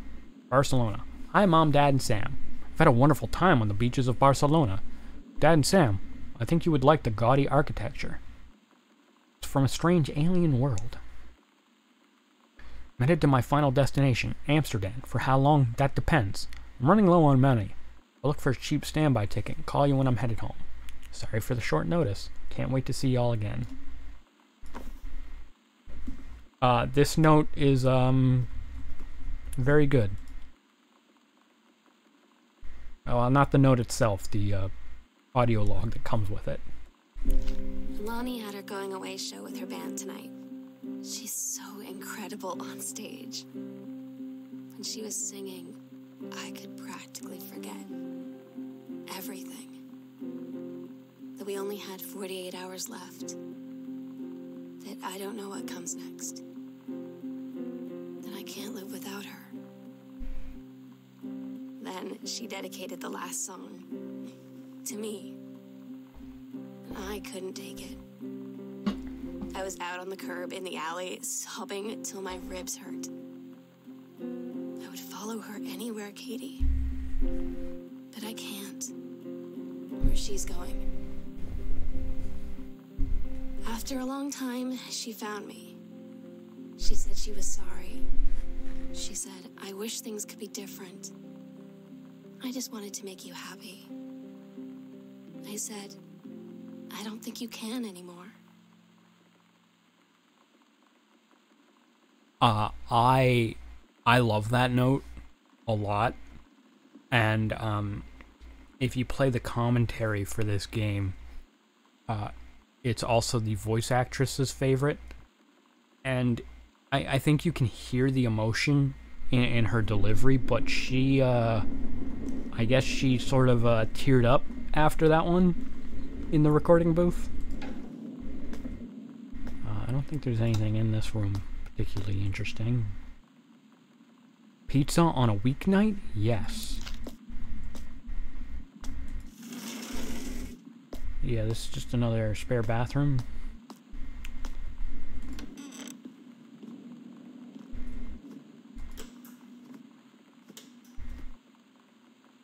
Sam, I wish I knew how to explain it better.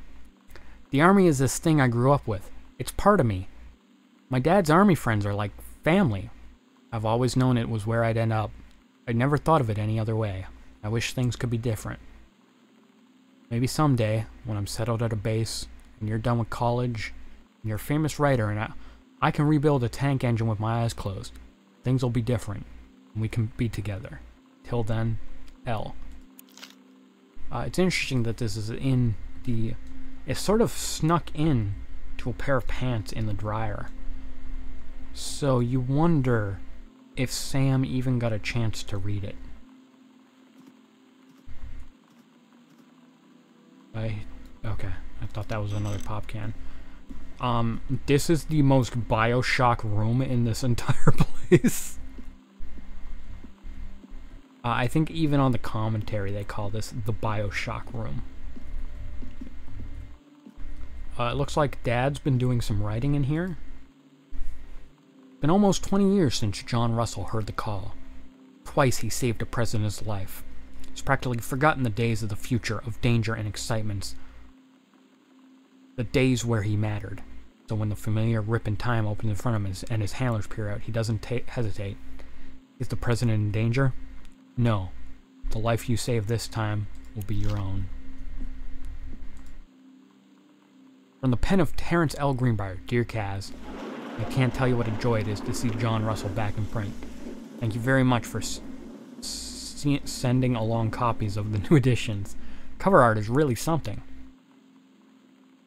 I know you said that Unknown Dimensions isn't in the business of printing new material, but this revived interest in my work has brought on a wave of inspiration, resulting in a manuscript that completes John Russell's journey, which I think you may find intriguing.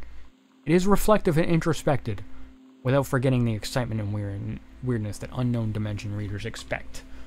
I hope this might be an exciting new direction for the Unknown Dimension to pursue. At the very least, I am grateful that John Russell's adventures didn't come to an end quite when I thought they had. My thanks and regards, Terrence L. Greenbrier. So it looks like Dad has sort of renewed his writing career and is writing very... He even describes it as an introspective work. And this is where we'll sort of get into a bit of a heavier subject topic. But I'm just going back here to Dad's office for a moment.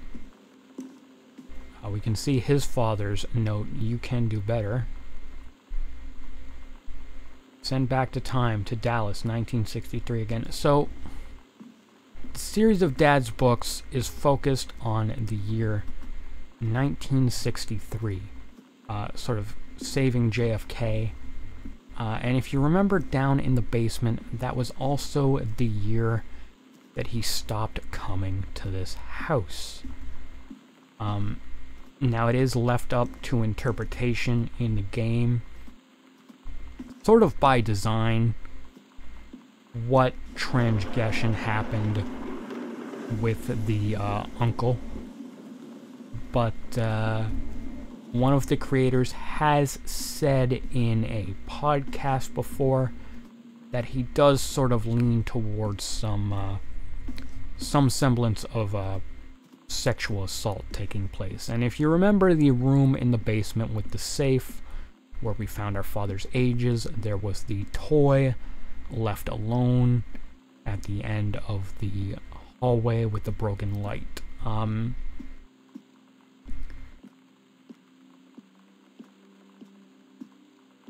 And yeah, that's sort of, it's interesting.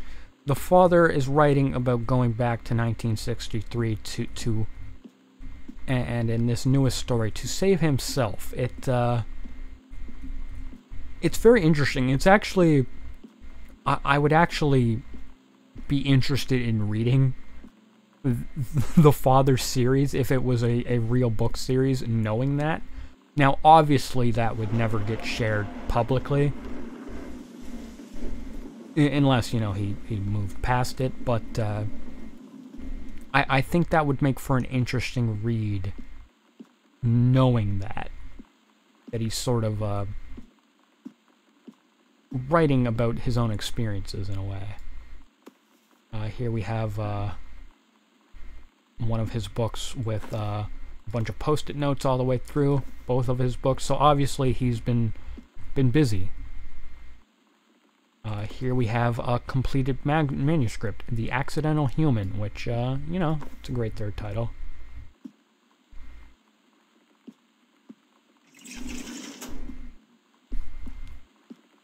It's very easy to miss that stuff, and like I said in a podcast, one of the 3 devs did sort of confirm, like, that's what he thinks, but he also sort of followed that up with, what I think doesn't matter. It's how you interpret it. I've seen some people sort of shy away from sexual assault and consider that perhaps the uncle was also queer, but that feels like way too much of a stretch, and especially with that confirmation, I wouldn't want to change it to be something so positive like that. One of the things I missed first time I played is this. Strong Pines Couple Counseling, booked June 3rd to 7th. So I thought, with them going on an anniversary trip and everything, that you know, the fling that Mom had with the new employee wasn't a big deal. But on my other playthroughs of the game, it's sort of, yeah, maybe it was a bit of something. Now, maybe it didn't really go anywhere, especially where he got married and whatnot, but there was enough there that they had a talk, and obviously they were feeling bored in their relationship. Mom's schedule being the same every week sort of, you know, alludes to some of that comfort. That's an interesting detail. Also, I love this mug, the, like, solo jazz coffee mug.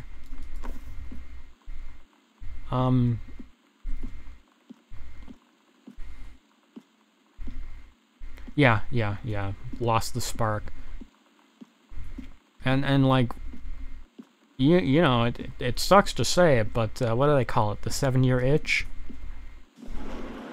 It can happen to people. You sort of fall out of love, or you have to find fresh ways to fall in love with somebody you've known for so long.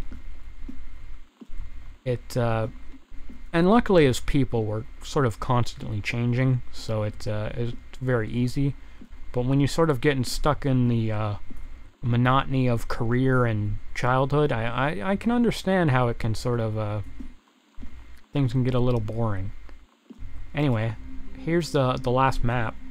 There's a secret door under the stairs, which I could have looked at the very beginning, but we're not speedrunning this. Anyway, let's listen to Sam. We agreed our last night together would be our happiest ever, and we'd forget tomorrow was going to come at all. It worked for a while.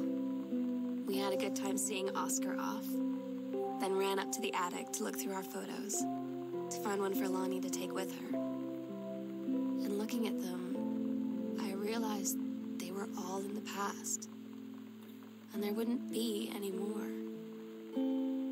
I didn't know what I was going to do. And I cried. And she held me. She said she knew it was hard, but life would move on. I said I didn't want my life to keep moving without her. That's when she cried too. I was so exhausted. I must have fallen asleep like that, in her arms. In the morning, I woke up. And I was finally alone. God, it's nice that she fell asleep in her arms, but imagine waking up with that, alone, with that feeling of, gosh, I'm never gonna see them again. That would suck. Anyway, let's go find the hidden compartment in the foyer. Foyer? I go with foyer. I think it sounds a little better.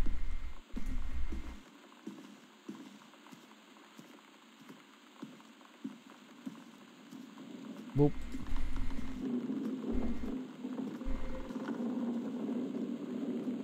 There's a picture of our Oscar here. We saw this in the basement with a hole in it. Possessions and exorcism. I feel like this would be very hard to get a copy of in 1995. Like, yeah, X-Files was on the air, but it's weird. What's this? Money Snaps. Fuel for Winners. Soda. We have Oscar's name tag.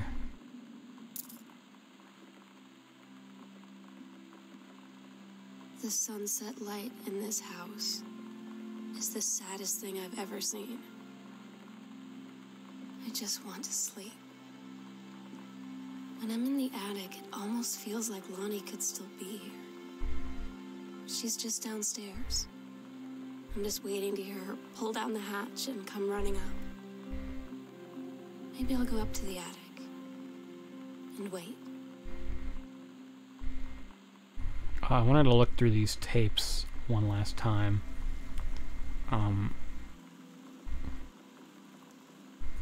I can't remember which writing is Sam's and which is...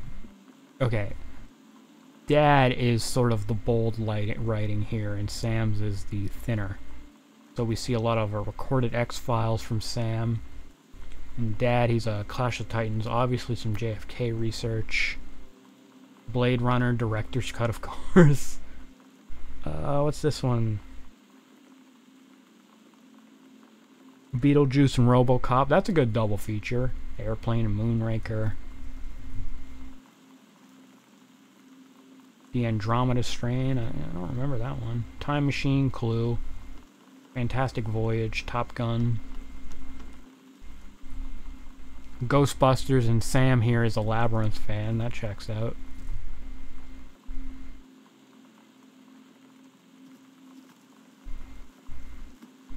I think the director commentary talks about this and how they really wanted to make sure people knew it was the director's cut of Blade Runner. Okay, into the attic.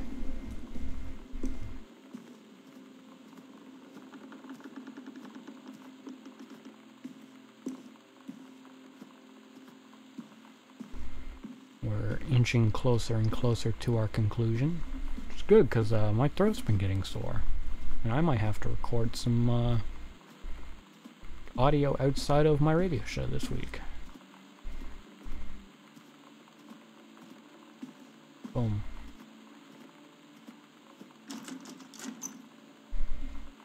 Oh, before we do that, we gotta go outside for a moment. Hey, if you're playing through this game on your own time with the commentary perhaps, or just, you know, for the joy of it, I'm getting lost on the second floor. I'm not sure why you would play through it a second time, unless you enjoy it as much as I do. Oh, I didn't point out this. Have a doggone cool 17th birthday. Happy birthday, Sam, Uncle Harvey. I can't remember who signed this, but I think it's like a guy who worked on Deus Ex or something. Anyway, we're grabbing Christmas duck.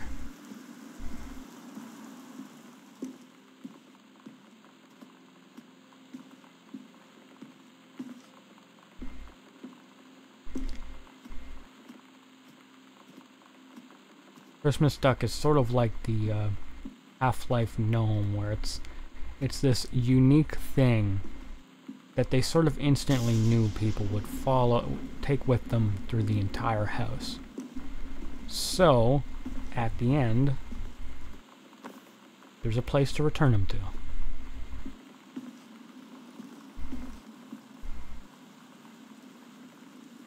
Sam, I'll always remember what we had. Stay strong. Kick ass. I love you. Lonnie. Oh my god. Katie. I fell asleep in the attic, in Lonnie and my old spot, and I missed the first 2 calls. I just barely caught the third one before the machine got it. And it was Lonnie, on a payphone. She'd been on the bus to Basic, and she said she couldn't think of anything but me and us, and that she couldn't go through with it, with the army and being apart and all of it. And so she got off the bus in Salem. She said, Sam, I want you to pack up everything you can and get in your car and come find me. And let's just drive until we find somewhere for us. And she asked me if I could do that. And I said yes. Yes.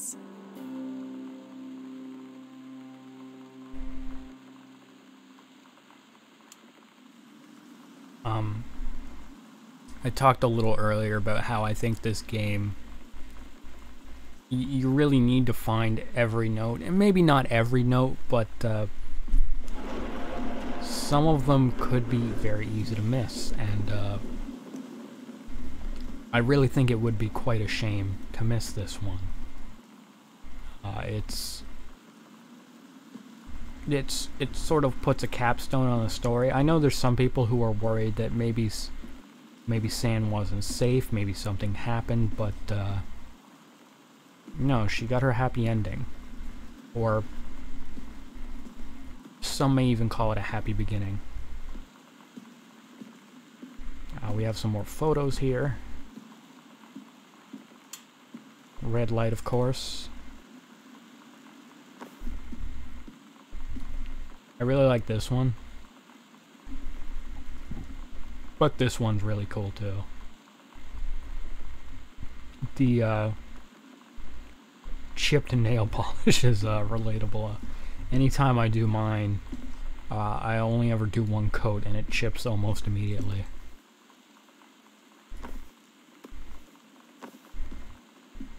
Anyway, let's put an end to this.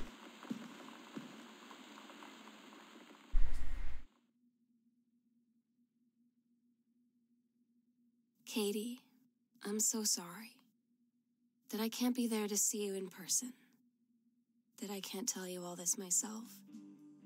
But I hope as you read this journal and you think back, that you'll understand why I had to do what I did, and that you won't be sad, and you won't hate me, and you'll just know that I am where I need to be. I love you so much, Katie. I'll see you again someday. Love, Sam.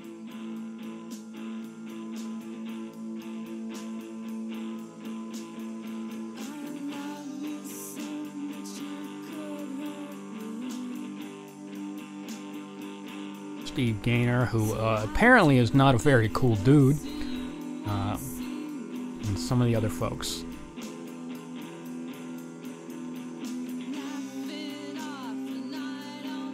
Wait, she was gay?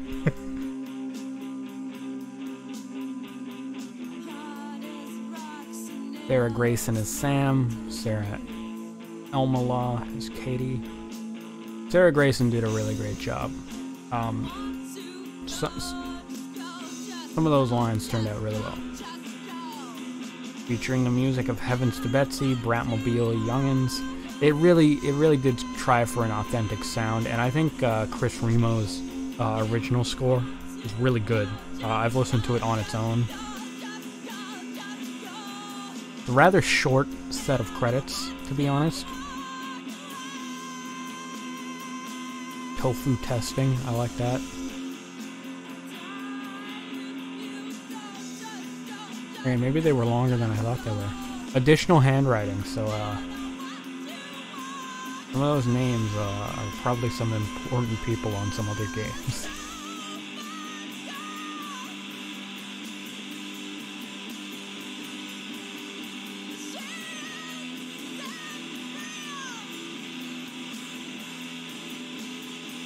Chris Remo also gets a special thanks credit.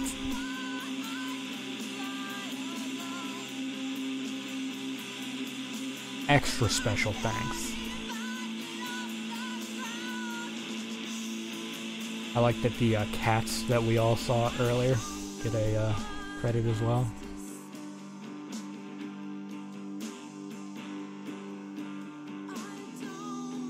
Yeah, that's what I'm talking about.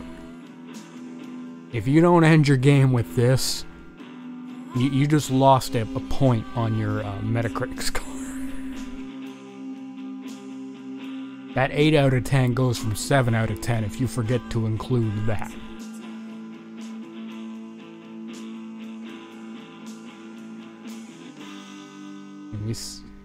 I forgot we ended on the necklace recombined. That's a nice final shot.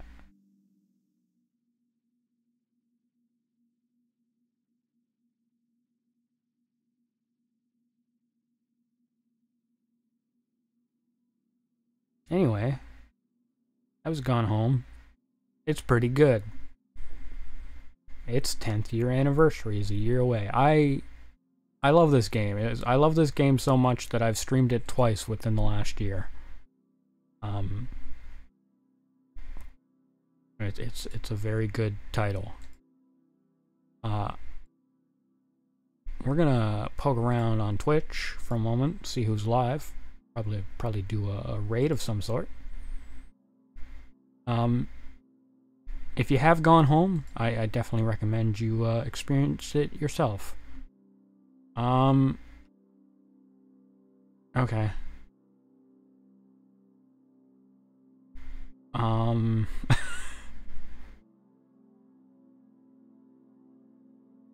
I see, my good pal Misery, who I am a mod for, is streaming again. Let me check what they're doing.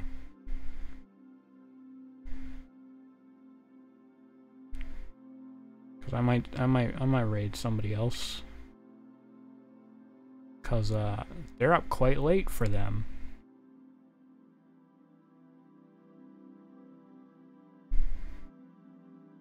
Hey, you guys watch that Luck movie by Skydance yet? I keep getting Twitch ads for it.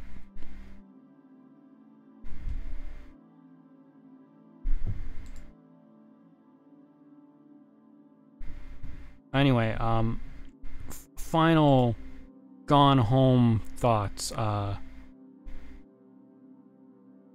I cannot think of too many other games off the top of my head that feature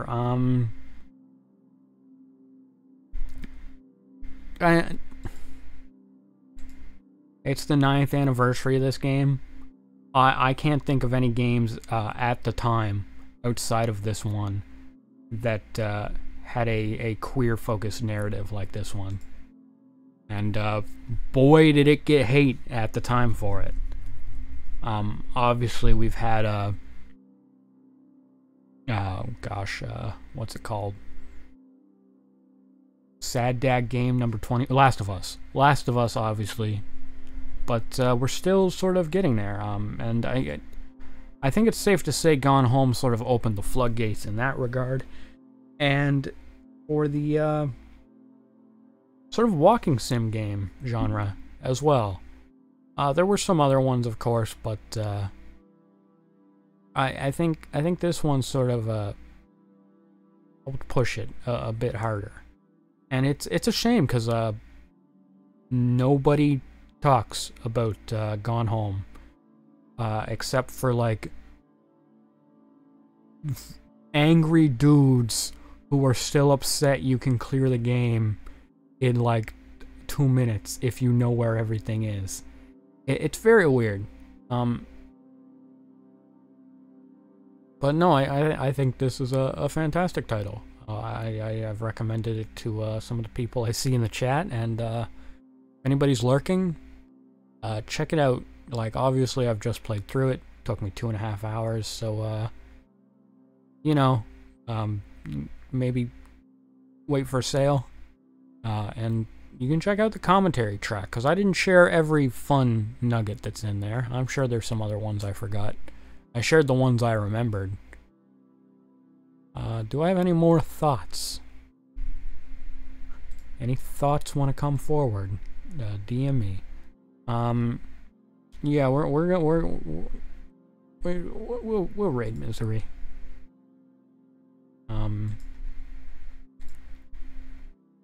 I don't know how much longer they're going for, but it looks like they're still going through the multiverses tutorial. So go make fun of how bad they are at multiverses.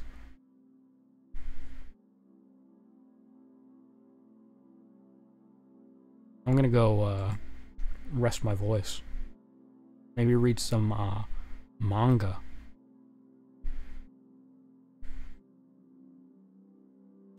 Other Wonder Woman.